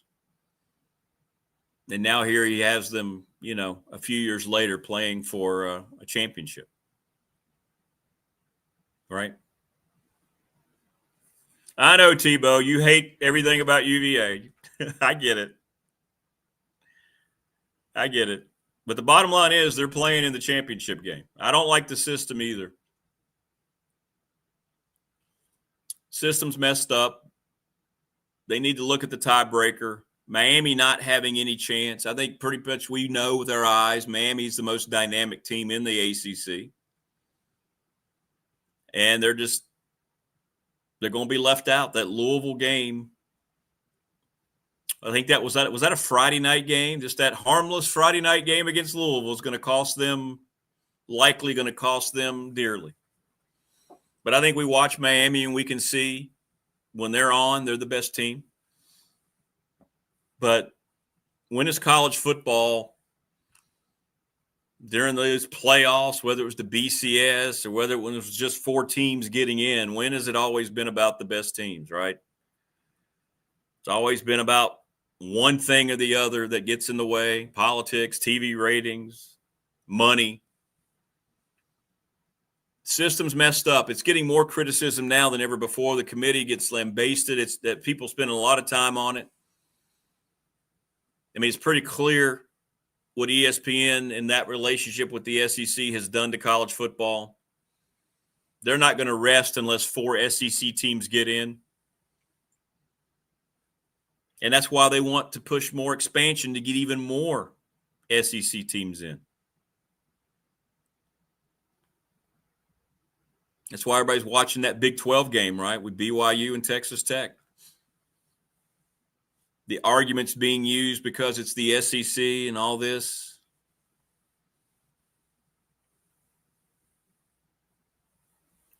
But I think it's going to be a bad look if the ACC is just left out of this thing. I really do. But I get it. If you're a Tech fan and you hate your rival, you don't care. And I understand that. Trust me, I get it 100%. I understand where Tebow's coming from. And Wayne, I get it.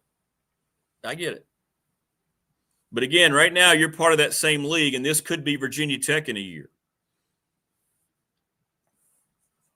And I bring this up. I brought this up at work. People said, "Oh, you're just being a homer." I said, "No, I really think next year.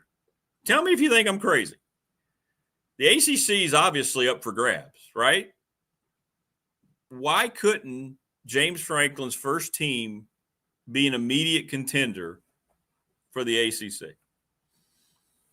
Like UVA rose from the ashes this year, and they have this great season. Why couldn't Tech do that?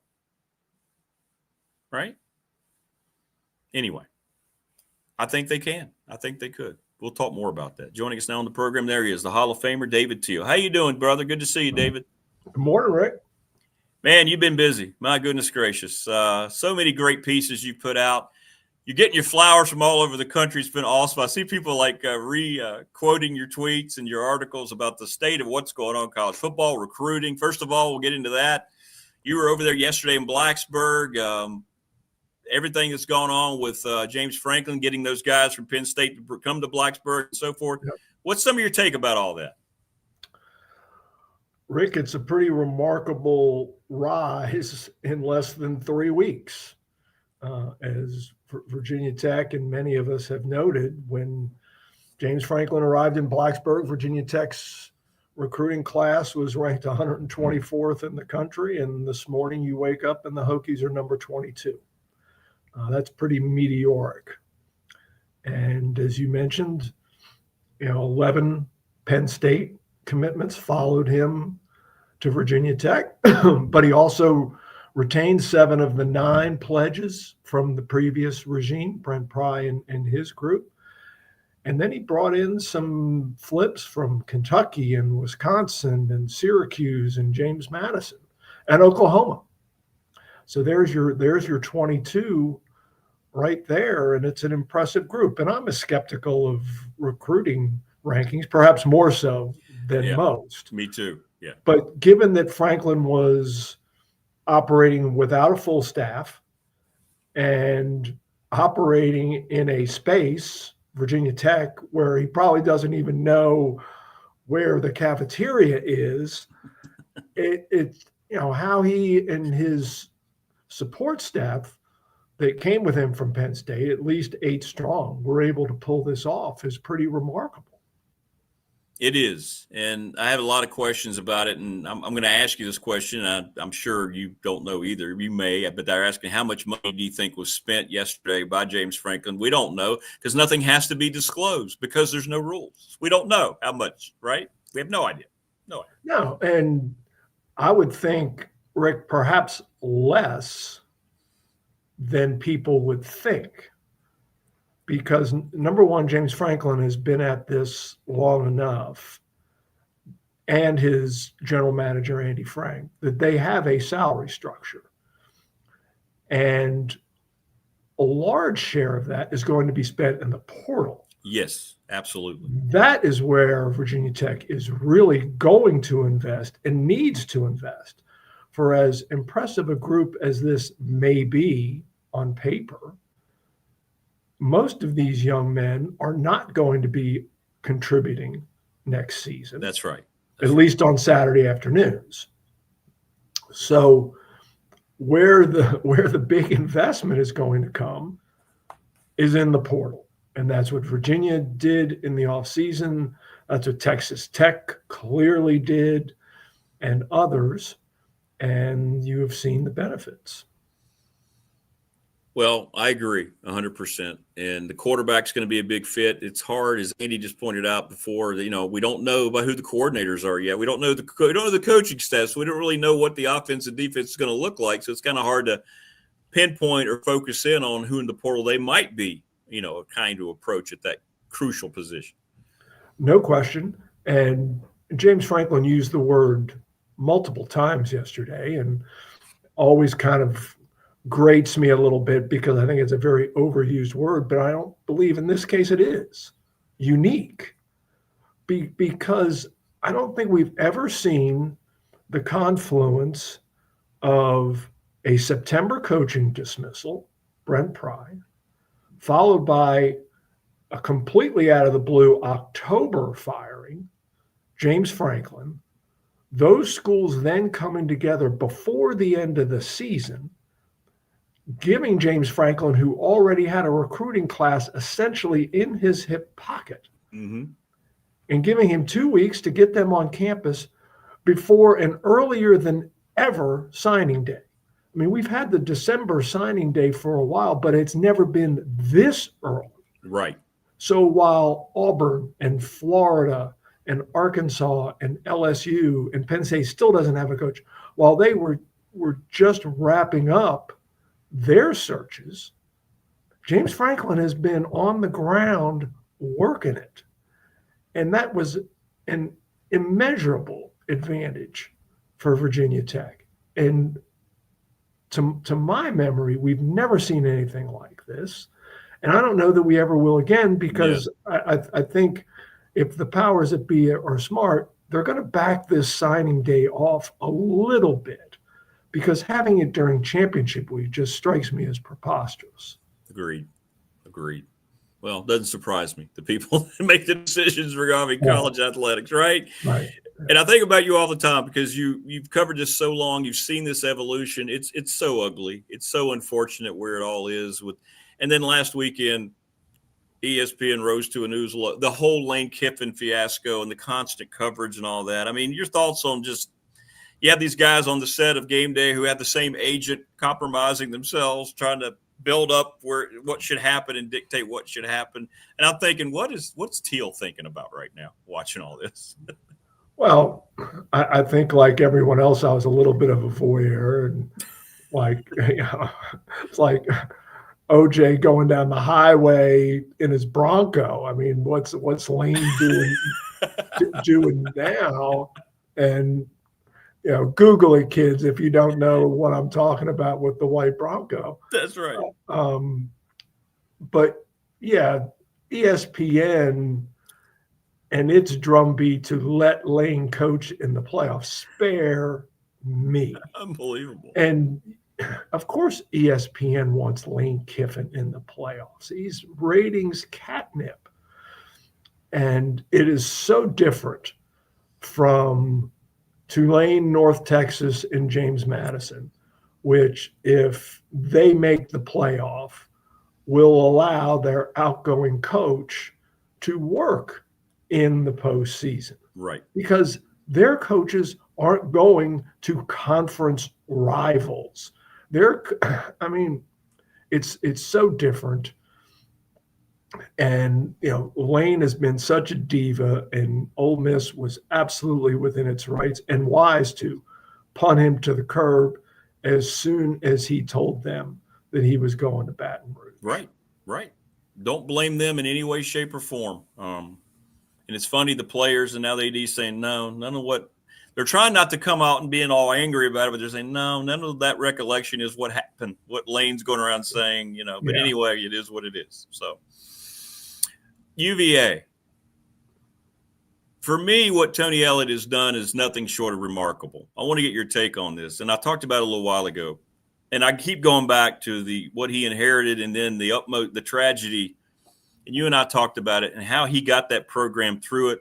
Mm-hmm. An ambassador of class, dignity, showed you how dedicated he was to those young men, even many he didn't really know yet. And to have them 3 years later, regardless of, and I get a lot of pushback from especially Tech fans, hey, they did this through the portal. It's not going to sustain itself. And I'm like, okay, maybe that's true. Maybe that's not true. But all I know is that football team rose from the ashes of an unspeakable tragedy, and they're playing for a championship Saturday night. They are. And it is remarkable. And it's poignant and it's human.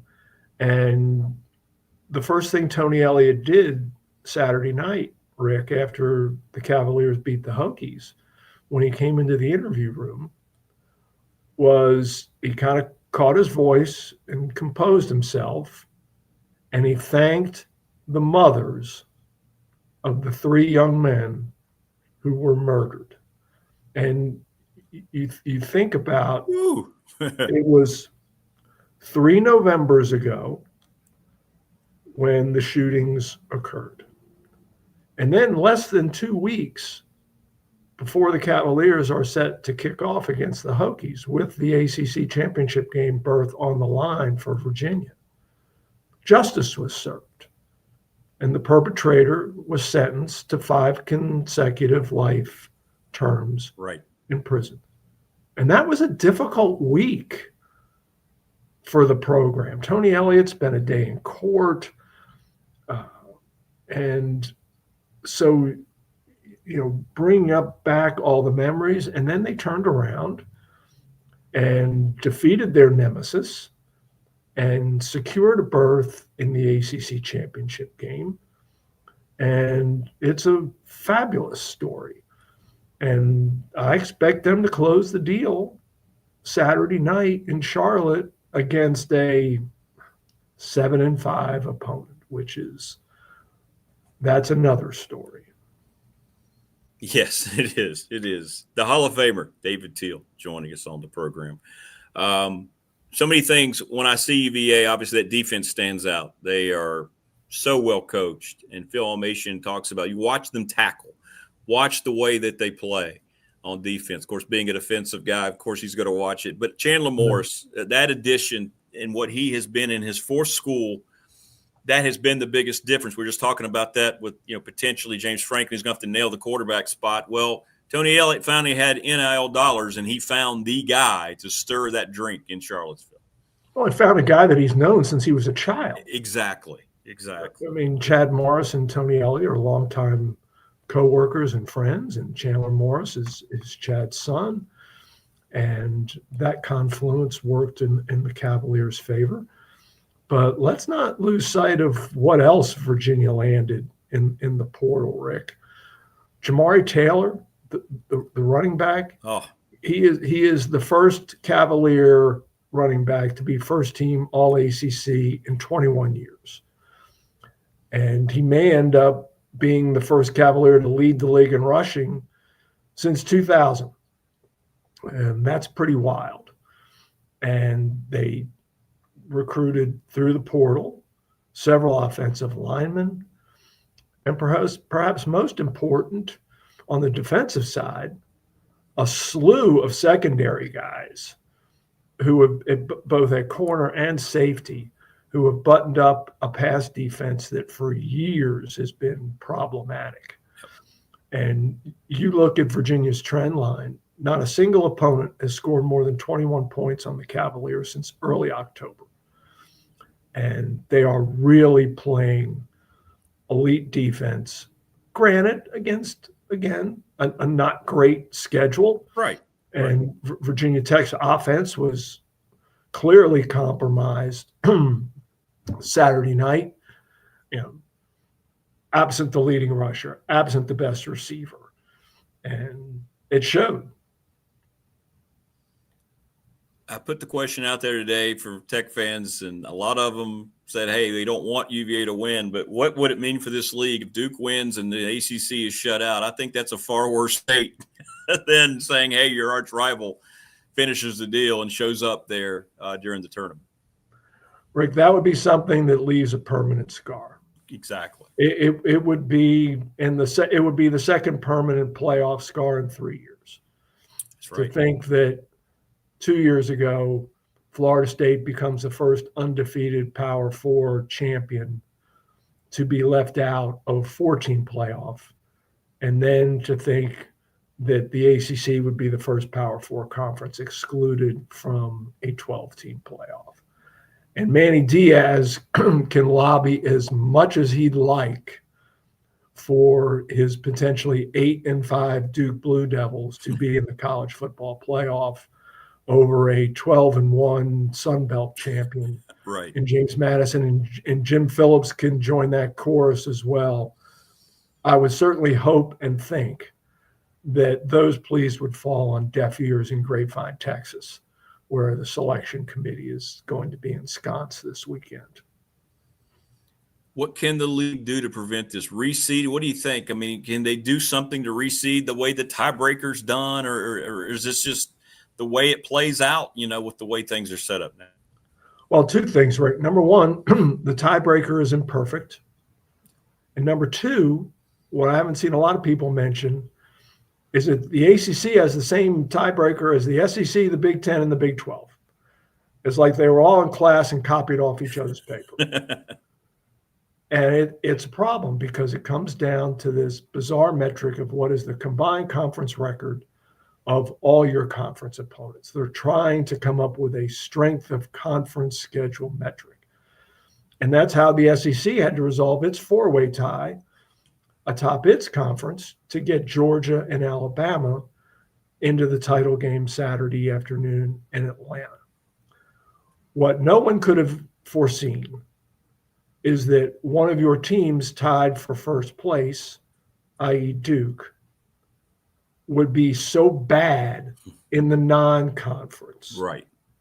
Duke's only non-conference win is against an FCS opponent. Right. Duke got run by Illinois. Duke lost at UConn, and I know UConn is 9-3, but look at who UConn played. That's right. That's right. And Duke also lost at Tulane. And no one can convince me that a 5-loss team belongs in a 12-team playoff. I don't care what league you win. And what the ACC has to do, is it cannot allow, it has to have some parameters that a consensus top 15 team, such as Miami, cannot be excluded from lose a tiebreaker to a team that is unranked. You just can't have it. Right. Miami should be playing Virginia in the ACC championship game. Case closed. Not that they should have changed the rules midstream like NASCAR, but in the future, you need to prevent this from happening. 100%. And everybody would be on board. This thing would be big. The ratings, I mean, you're right. The Miami Virginia game, that would change. It would already feel like it's part of the playoffs, Yeah. And, the ACC game is going to get trounced in the ratings regardless, because Indiana, Ohio State 1 versus 2.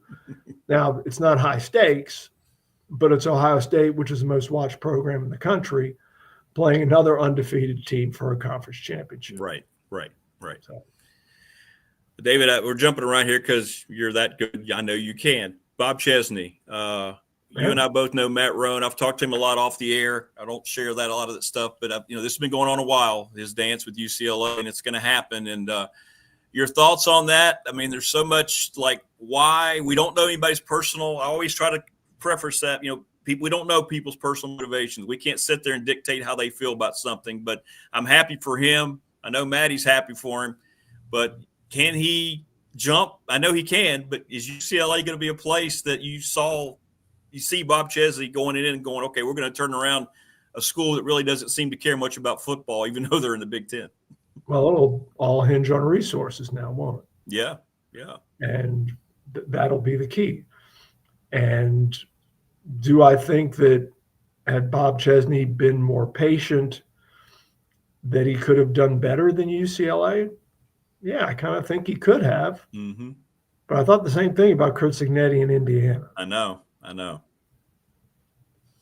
And we all see how that turned out. He's killing it. And, we'll see if he can sustain it. But, man, 2 years running, he's gotten the job done and then some. And who knows? Maybe Chesney is a beach guy and he wants to go out to SoCal and soak it all up. I mean, he's certainly got the head of hair and the Hollywood looks. He's got the looks. Yeah. He is not going to be out of place in Westwood now. No, he's not. Well, I'm happy for him. I mean, he's done such a great job at every stop, and I think that's kind of led it to him, right? He's been every level. He's poured himself into it. He's got him back up and winning. He's continued what Cignetti did. And now maybe he just looks at this, okay, I've arrived now. I've paid my due. It's time to go take a Power 4 job. So I get it. I get that part of it. I really do. Well, and plus he's probably going to multiply his salary by 6, 7, 8 times. Yeah.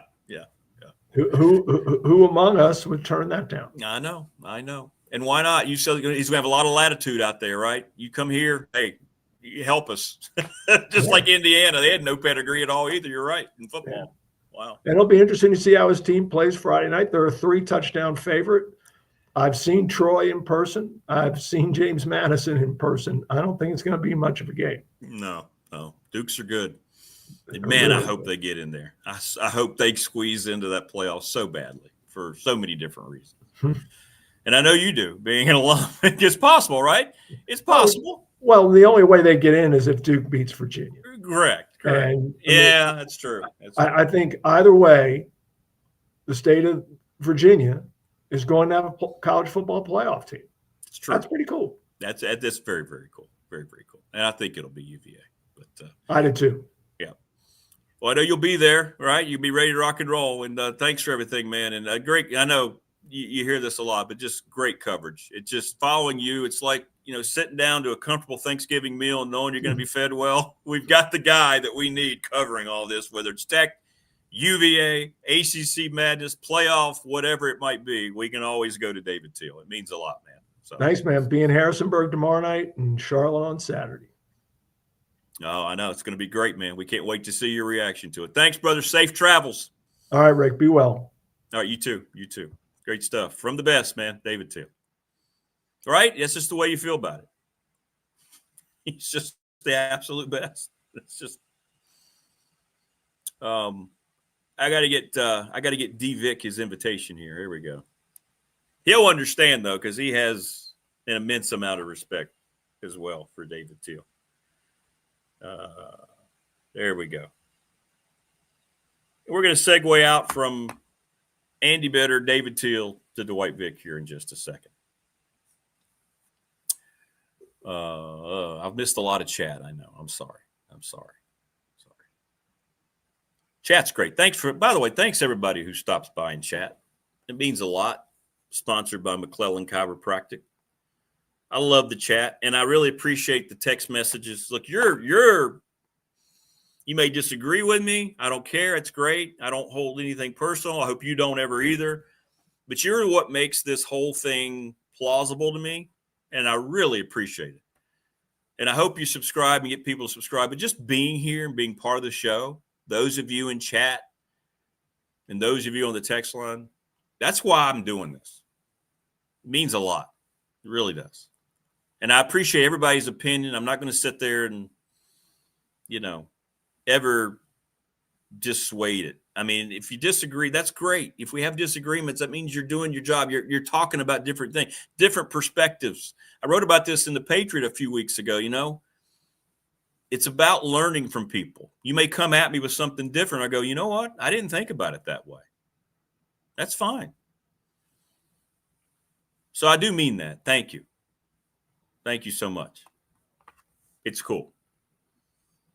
Regardless of what the topic may be. And don't worry, David, we're going to talk about Saturday afternoon wrestling. Those are usually the shows that last. Those are usually the show that lasts during the summer when there's not a lot going on. I saw Dwight. Then he popped off. I wonder if I have to send him another invite. Let me send you another invite, Dwight, if you're watching. Dwight was here, and now he's not. And sometimes that means that the link that I sent broke. So we'll try again. And there it is. I sent him a new link, and there he is. The man himself, the quintessential source for all things Tech football, Dwight Vick. What's up, DB? Hey, what's up? Good morning. Good morning. We missed you last week. Hey, how was your Thanksgiving, by the way? It was good. I was blessed. I keep it simple, man. Family, friends. My son went down to see him play. He wasn't feeling well. Him and my youngest daughter was sick. So I was trying to enjoy them, but also not get sick. So was able to just watch him play basketball and have some good food. And it's a good holiday, watch some football. Enjoyed most of the games except the one Saturday night. Well, let's start there. That was tough to watch. Yeah, and I thought about you a lot. I was gonna reach out to you, and it went so poorly. I said, no, I know what's going through his mind here, and I know that game means so much to you and to all Tech alums, all the former Hokies that are watching. And that was the first time Phil Montgomery's team didn't show up, and it really surprised me in a game, that was pretty big for Tech to try to salvage some things and knock Virginia out, of a title game. But yet they just didn't show up, did they, at all? No, you had drop passes, bad penalties. I think the thing that upset me, and I tweeted it, what bothered me a lot was the fact that I didn't know if it was a silent protest or what, but Virginia Tech did no trick plays. There was no innovation on offense. I thought the defense was playing extremely well. I mean, you give up an early turnover, the offense is driving. Drones, they're running the ball well, and, he throws a pass, kind of his fault, kind of not his fault. They got tipped and picked. UVA does what UVA does. They score, and then they go up 7-0. Offense gets the ball back. I mean, but if you're not going to pass the ball, I know UVA has a solid to good secondary, but you didn't even make any attempts early in the game and really throughout the game. Your defense can't sustain that long with the lack of depth and talent they have. I just was disappointed, and I was disappointed in Coach Monty. There was no packages for Pop Watson. all year. This goes back to even when Pryor was there. They had no packages for him. Again, I'm not saying bench Jones, but I'm just saying when you're 3-8 or 3-7, or you're just not a good team, you let it all out. You know, by midnight you're going to be unemployed. So why not go out with a bang? Why not? You know, here's the summary of what I'm saying. UVA is right where they earned to be. You know, you can talk about their schedule, how they didn't play any of the tough teams in the ACC. Regardless, they're there. They earned it. But Tech didn't make them earn that last game. No. No. Offensively, you were vanilla. It was like a spring game being televised on the road. You did nothing, nothing different. It was disgusting. And I really feel like it was a silent protest. I do. I feel like they showed up, they called the plays, and then they left. And no one can tell me any different because I've coached, I've played, I've been in games when I'm the favorite, and I had to earn that win. Even like in 2008 when Virginia Tech went to the conference championship with the young Tyrod Taylor. They went 8-4 that year. They beat UVA at home 17-14. This is the game when UVA's quarterback was hurt and they put Vick Hall at quarterback. Tech only won 17-14. There's been other times when Tech only won 10-0 at UVA. So it's not like Tech has always blown UVA out. There's been times when, you know, UVA has many times they've made Tech earn it. And I just felt like Virginia Tech did not make UVA earn it. And offensively, I thought the defense played hard. I know they had a lot of drops. They had some young receivers in there, Heath and the other kids. They had a lot of drops, which was surprising. But at that point in the season, it's tough. You know, Franklin's coming in. You know, a new staff is coming in. It's just one of those things, man, where, you know, they didn't get it done. And kudos to UVA. Congratulations to Tony Elliott, his staff. I'm not a hater. It's a rivalry game, but, you know, they were the better team this year, and they were the better program this year. It's interesting, you know, and leave it to you to bring up something now that's got me thinking really big here. Yeah, silent protest. It's interesting. I know for a fact that, you know, it's hard, but, you know, Montgomery wasn't pleased with all the noise with the Franklin being introduced and all that, and him wanting to talk to the team. We know that. Do you think maybe some of it had played into that? I'm just asking. You mentioned silent protests. It's got me thinking. You think maybe? What do you think? Yeah, see, again, it's my job to make people think because nobody probably thought that. But listen, I'm just saying, if you watch that game, if anybody in the chat thinks I'm wrong, please tell me, because go back and even though we were 3-8, if you look at that game, how many times did you watch that game and say, what are we doing? What is this? Why would you call that? Why wouldn't you go for it on 4th and 1? It was embarrassing. It was an embarrassing loss. It wasn't like, I'm not talking about the players. Players, they're going to go and do what they do. Drones is limited as a quarterback. But then again, if you have Pop or even the third string quarterback, bring him in for a pass. Maybe Drones runs it. The other quarterbacks pass it. You did nothing. There was no wildcat, a.k.a. wild turkey. There were no new formations. On 3rd down, they went shotgun. And everybody knew one time on 3rd down when they went empty set, they were going to do a quarterback draw. Everybody knew, including the announcers. I go back to the Wake Forest game I watched on TV. The Wake Forest game, I'm pretty sure the announcer says, hey, you know, Coach Monty's doing a great job. He got these guys locked in, and he was told that he's going to have an interview, and he felt like, you know, he still has a chance to get the job.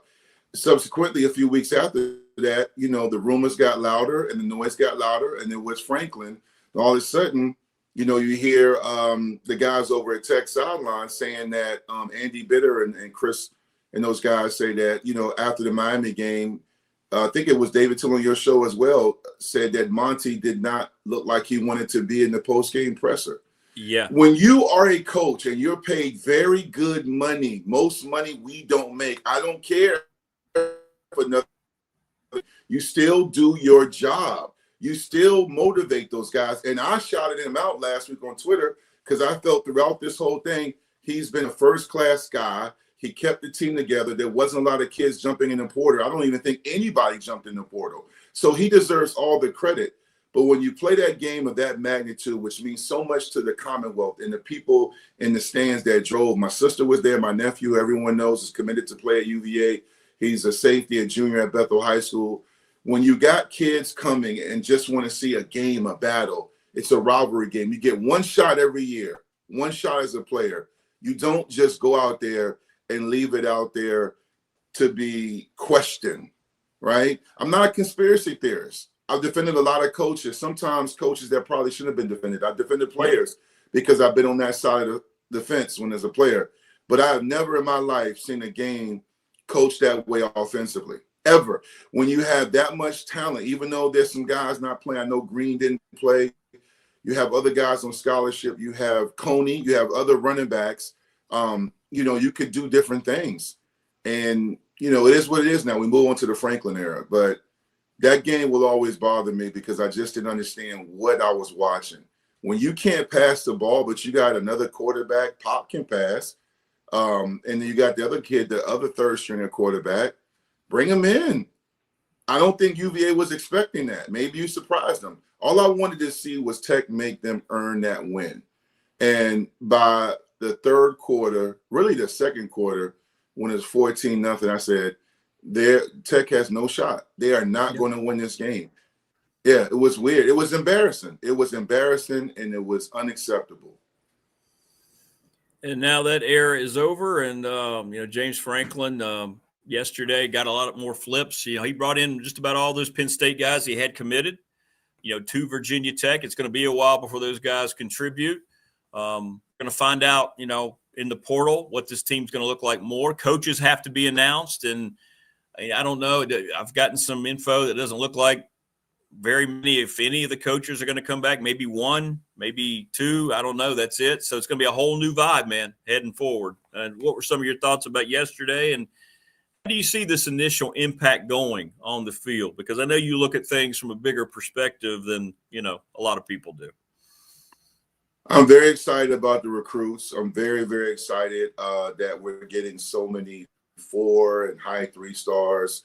I love the fact that it's nice to have Virginia Tech's name mentioned on the national media, ESPN alerts, and all the CBS Sports and 247, and be trending on Twitter. And for the first time in years, we're not the program being ridiculed and criticized. It was Penn State yesterday. And for the record, let me go on, because when I tweet something now, I've never had this many Penn State fans in my mentions. I've never interacted with Penn State Twitter. It's like, I'm not trolling y'all. Y'all, if you didn't want him and you call him a lame duck coach, why do you care that we're excited about what he's doing for us? You had that opportunity. I've gone on record and said they were very premature in firing Franklin because they responded emotionally, and it's going to cost them. They'll get a good coach, and they're not going to fall off the map. But at the same time, it's hard to recreate that success. See Virginia Tech, see Florida State, see a lot of programs that were once here and dropped because of coaching decisions and emotional reactions or lack of reaction. Here's my take on Franklin. I think he's going to continue to recruit well. I think the portal, he's going to do even better. He's got to get a quarterback. I know they got the one kid, the 4-star commit. I'm talking about a mature, established quarterback in the portal. They got to get a quarterback. And he's got to win. UVA's better. I've always said for the last 20-plus years, Virginia Tech could be complacent and do what they do because UVA did not make them sweat. UVA never really took advantage of lean years that Virginia Tech had. They went through their own struggles with coaching decisions, lack of football financially, and even on the field. They were just happy, more of a soccer, baseball, basketball school. They didn't seem like they cared about football. Now they seem like they have a newfound energy. Surprisingly, they didn't sell out that game. My sister was there. I still don't understand why they don't sell out. The best team you fielded in 30 years would sell out. I know. But I know. Again, Tony Elliott is a first-class guy. He's done a great job, as you and David discussed after the tragedy. Franklin has to come in and reassure Tech fans, not just with recruiting, but wins. You have a chance, to me, when you host this year coming up, this upcoming season, you host JMU and you host ODU. You have to win those games convincingly. I think JMU and ODU will both be in tough situations depending on what happens with ODU's coach. But I know JMU is going to be rebuilding, and they've done it well the last 2 cycles when they lost 2 great coaches. But I think for some reason this time around it's not going to be as easy. And I just think Franklin's got to win, because I've seen this movie before when it comes to not just at Tech but other places. When you get a great coach, the energy's good, everybody's excited. Then you have one unexpected loss, or you have a 2-game losing streak. The same tweets that praise you will be the ones that are asking for you to be fired. That's right. So, but I do think he's going to do well. I thought Pryor was going to do well, and he had moments where he did. I think the ego and decision-making got in the way, and a lot of that was with the assistants he hired. So you mentioned the coaches that aren't going to be retained. I hate that for some of those guys, because 3 or 4 of those guys are my Tech brothers. But I don't know who's going to – we'll find out who they are. But I will say for Franklin, a lot like with Pryor and even Fuente, is going to depend on his assistants. Everybody talks about Coach Frank Beamer and what he did during the golden era, and how he built a great program. A lot of it had to do with his assistants, from his training staff to his right hand and Billy Height, Bud Foster, Coach Steinspring, Bustle, Almation, Grantham. He had a phenomenal assistant group, right? Same thing goes with Franklin. He's got to get his guys, but I think he will. Yeah, I think he will. And I think the difference is you're getting a very experienced coach, and you're getting a coach who's motivated. I tweeted this, it's got over like 900 likes now. You have a guy coming in who's been humbled, humiliated, and he's focused and motivated. And I think that is going to prove beneficial for Tech. Here's my final point to answer your question. You have 2 entities with something to prove. You have Franklin and his staff, who've been questioned, doubted, and dogged in the media. And you have Virginia Tech, a football program that has something to prove. So that is a great recipe for motivation. And you have players who have something to prove. When you have that much talent coming into the Blacksburg area and the talent that will stay, that's great. But none of that talent has won anything. You talk about legacy, behind me, my banner, Victory Life, #Leave a Legacy. Virginia Tech's legacy the last 5 to 7 years, minus the 7-6 team that beat Tulane in the Military Bowl, has been underachieving, mediocrity, and transfer portal. We will never talk about these teams ever again. That's right. That's right. We will never, you can't even name some of these players, and they weren't sorry. It's just that they were losers. When you're a loser, you were like, wait a minute, what was there? You don't remember losers? I can't tell you teams I blew out. I can't say, if the kid was good, I went against, but the team itself, the culture, nobody remembers them. So the truth of the matter is everybody in Blacksburg has a lot to prove. And that's good, because I felt like the year 21 or 22 stars returned for Pryor, and everybody came back making money. It was like Major League 2. Everybody started showing up, with suits and money and briefcases, and everybody was feeling good, and nobody did a damn thing but lose. And then last year on the offseason, all we heard was, I like my team. Everybody's healthy. Jones is healthy. We're motivated. And then you come out and play like you're scared to death of South Carolina, which I told y'all wasn't great. That was a winnable game. You needed a signature win. And the fans that have been dedicated to this marriage for a long time, we need new memories, and we need something to hang our hat on. Recruiting rankings are great. I used to work for 247 Sports prior. I used to work for Rivals. I don't care for the star ranking. I know talent when I see it, but I get it. It means a lot when you can say you have this many 4 stars in history. But those 4 stars have to be performed, and they have to coach. And they have to be coached, They have to be able to show that on the field. So the big question for me is, how do they look in the spring? What's the quarterback? What's your staff look like? And what are you going to do to open the season? This is a conference that is very winnable. UVA and Duke, if this was a ACC basketball weekend, this would be a great matchup. Oh yeah. But it's the football championship, so I don't know what to expect. It's cool, but it just shows me what I've been saying the last 5 or 6 years is that with Clemson falling off, you can win this conference, and Tech can win this conference. Oh yeah, next year. I mean, they could be. Why not? I get a lot of pushback, but why could they not? Why could Tech not in year one? If all this talent comes together, he finds what you're talking about in the portal. They got money to do it. He's going to have the money to bring the assistants that he wants, and that's a huge, huge factor in all this. Why would they not be able to have a huge imprint next year in year one, right? Given where this league is right now. Well, you got Louisville, who's been Jekyll and Hyde. SMU has always been, since entering the conference in the first few years, a very good team, solid team. They played for the ACC championship last year. You have Clemson, who is still good, but they're not. You're not afraid of them anymore. Right. Miami's always been talented, but Tech has always played Miami well. 2 weeks ago, they did a great job against Miami, despite all that talent. Florida State is in disarray. Georgia Tech, they take 6 steps forward, they trip over their shoestrings because it's untied, and then they fall down the steps. I mean, I'm not going to troll every team because I'm not trolling them. My point is that if UVA can rise from the ashes after being 3-9 and 4, I mean, they've been bad, and they got 30+. My sister said, she's at the game, she said, I thought the senior night introduction was never going to end. She said they had over 37 guys being in that. So think about 30-something seniors they got in the portal. And they went from that. Now, again, the schedule set up for them very nicely. I just feel like if UVA can do it, Tech can do it. I feel like if SMU can do it, Duke can do it, Tech can do it. I feel like, and I said this on your show a few weeks ago, Tech has mismanaged talent. Their roster management and personnel groupings on game day has been atrocious.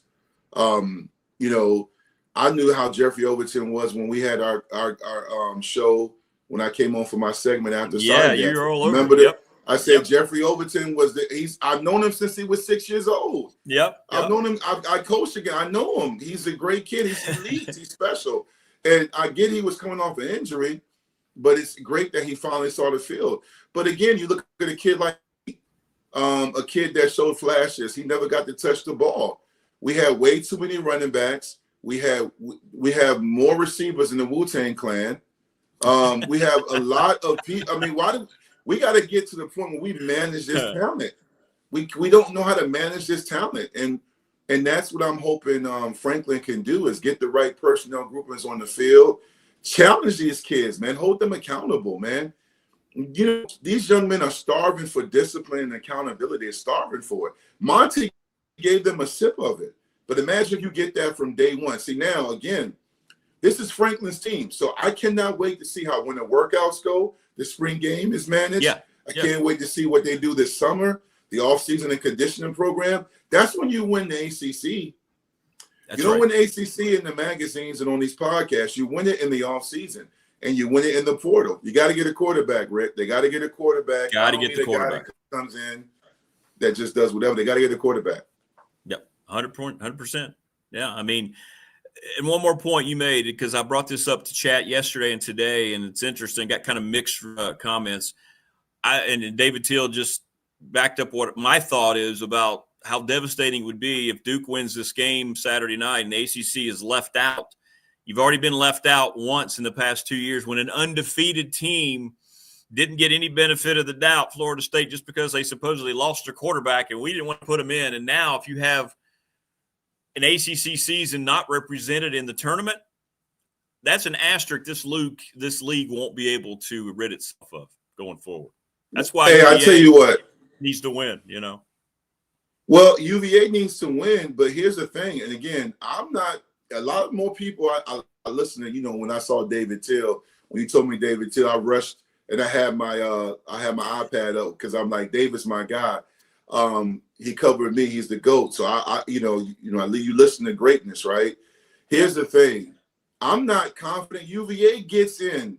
I keep looking at these rankings. They're 15. They see, again, when you talk about competition, your benefit is you benefited from not playing SMU, Miami, Florida State, Georgia Tech, or Pittsburgh. They didn't play any of those teams, right? You didn't play Notre Dame on this ACC cycle. So you pretty much played UNC, Duke, a downtrodden Virginia Tech. You benefited from you went on the road and you boat raced Duke. But you didn't benefit from beating a ranked opponent or a team that you were like, wow, that was a big win. They didn't have that. I don't think UVA's national brand is respected. Every time I looked on Thanksgiving week and the 2 weeks prior, they would have UVA not listed in the 12-team bracket. I kept saying, well, where's you? I saw Miami at 11. I would see Miami. So the national media doesn't want either one of those teams. I have nothing against UVA or Duke. No. I'm on this show to speak the truth. I think it hurts UVA to beat a Duke team with 5 losses because no one cares about this matchup. I'm surprised the game's not being broadcasted on Snapchat. It's just not. It's just not. No one cares.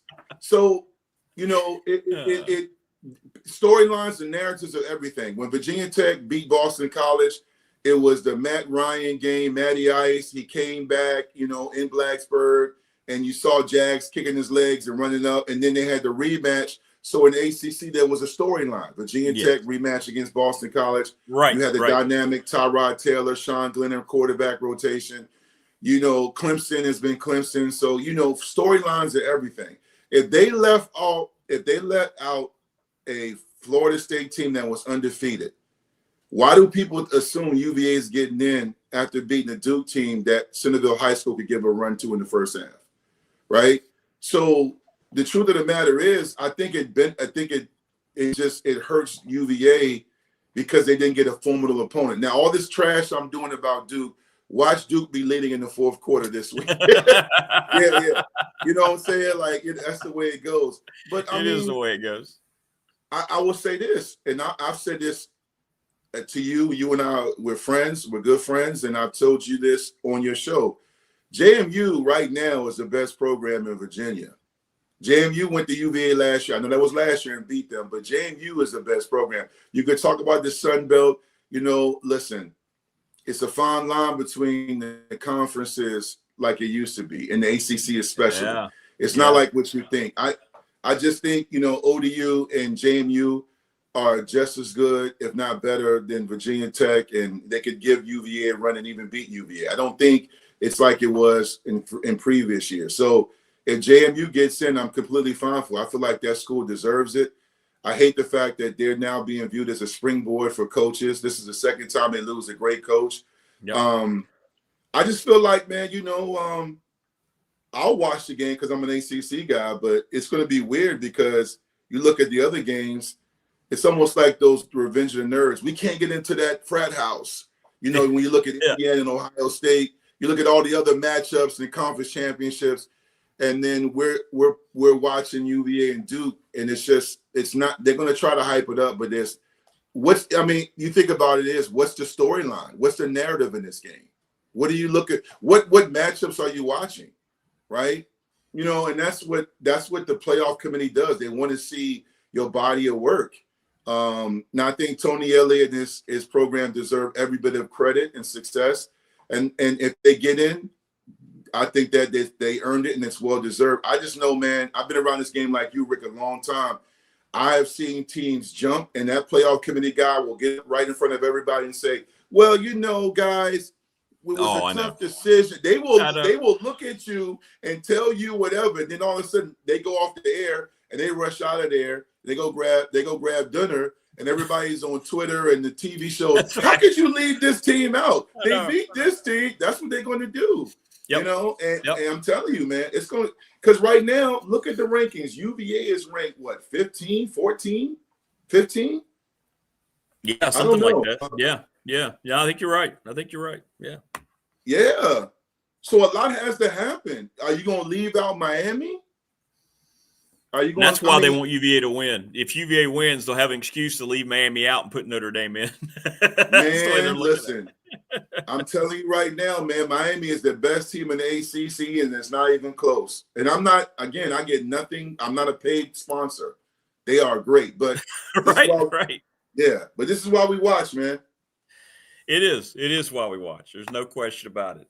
I know one thing. If they do a Snapchat ACC broadcast, you and I are on the call, my friend. We're doing that. We're going to broadcast that, me and you.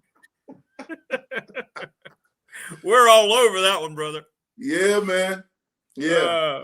Hey, before I let you go, tell me about Wingate basketball. You've got a personal interest. How's it going? Somebody asked about it the other day in chat. So, hey, Isaiah, how's he doing?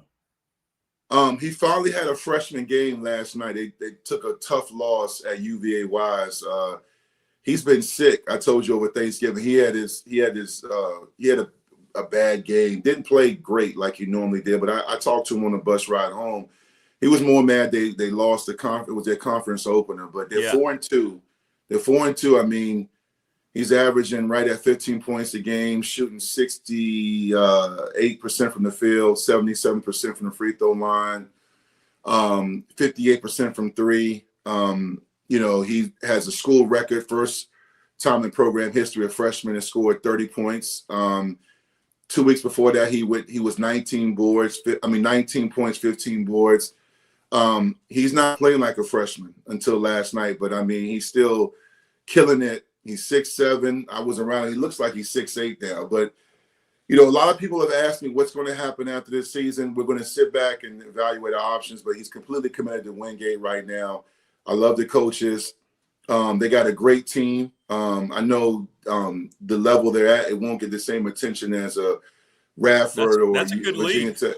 But the SAC is a great league. It's a great basketball league. Yeah, it is. And to me, the one eye-opener I learned, especially the level I played at, is with the portal now, there are more D1 guys in the SAC, whether they went down or they're going to go up than like back, 10, 12 years ago. It's not like a big difference. Like you got some 6'8", 6'9" wings. You got some guards who are 6'4", that are JUCO guys. So, so it's amazing to me how the landscape of college basketball is going. But I'm a proud father, man. Like, he's got a great following. A lot of us went down there. I mean, he had over 40 people there to see him play. Nice. Yeah, he's playing great, man. He's playing great. He's a great kid. He's doing well academically. And, I love all three of my kids. And I'm a proud father. He's doing stuff on the court I could never do, except if I was playing 2K or something. Well, that's cool. So you went last night. You were down at Wise? No. I watched. Oh, you watched it? Okay, yeah. My son was there. Drive. My son goes to Wise. So he went there with some of his friends down there. So he was at the game. So it's kind of cool. Yeah, tell him Isaiah didn't do what he normally did. And Isaiah said the student section, I don't know if it was your son, but he said the student section was on him pretty bad. I think that's where he was sitting. Yeah. Yeah, he probably But yeah, he didn't have a normal game. But I mean, I told him, I said it's like that. All the players, you'll have a game or two where you're like, I can't get in a rhythm, I can't find my shot. Sure. Yeah, he was off, but it's fine. I mean, basketball, unlike football, they play like 30-something games. I know. A lot of times you get better. Yeah. All right, brother. Well, listen, great stuff, man. Thanks as always, and we'll see what happens on Saturday night, and we'll unpack it all next week. See what we look like. Yeah, absolutely. Yep, always a pleasure. I appreciate you. Salute to you, everybody. All right, brother. Salute you, man. Take care of yourself, man. You stay safe. You too. Thank you. All right, there you go. The great Dwight Vick. Great stuff. Thanks to everybody. Terrific as always. Thanks to everybody in chat. Thanks to all of our great sponsors. Once again, thanks to Family Fencing. Thanks to McClellan Chiropractic and Mark Hundley. Thanks so much, Professional Door Incorporated, Travis Williams. Thanks again so much to this program being presented by Pulaski County Sports and Entertainment, Little River Heating and Air, Charles Lee. Thanks to Harvey's GM in Radford. Thanks to the NRV Super Bowl, Lawson's Mobile Home Supply. Thank you, Brandon at Top Shelf Apparel, the attorney Ryan Pry in Radford, National Bank, member FDIC. Thanks to all of our sponsors and the Ready Set Fund and Bob Chris. Tomorrow, the Finally Friday edition. We'll wrap up another week. I hope your Thursday goes well. Unfortunately, when we're doing this show tomorrow, there's going to be snow falling. Any event, enjoy the rest of your day, everybody. We'll see you tomorrow.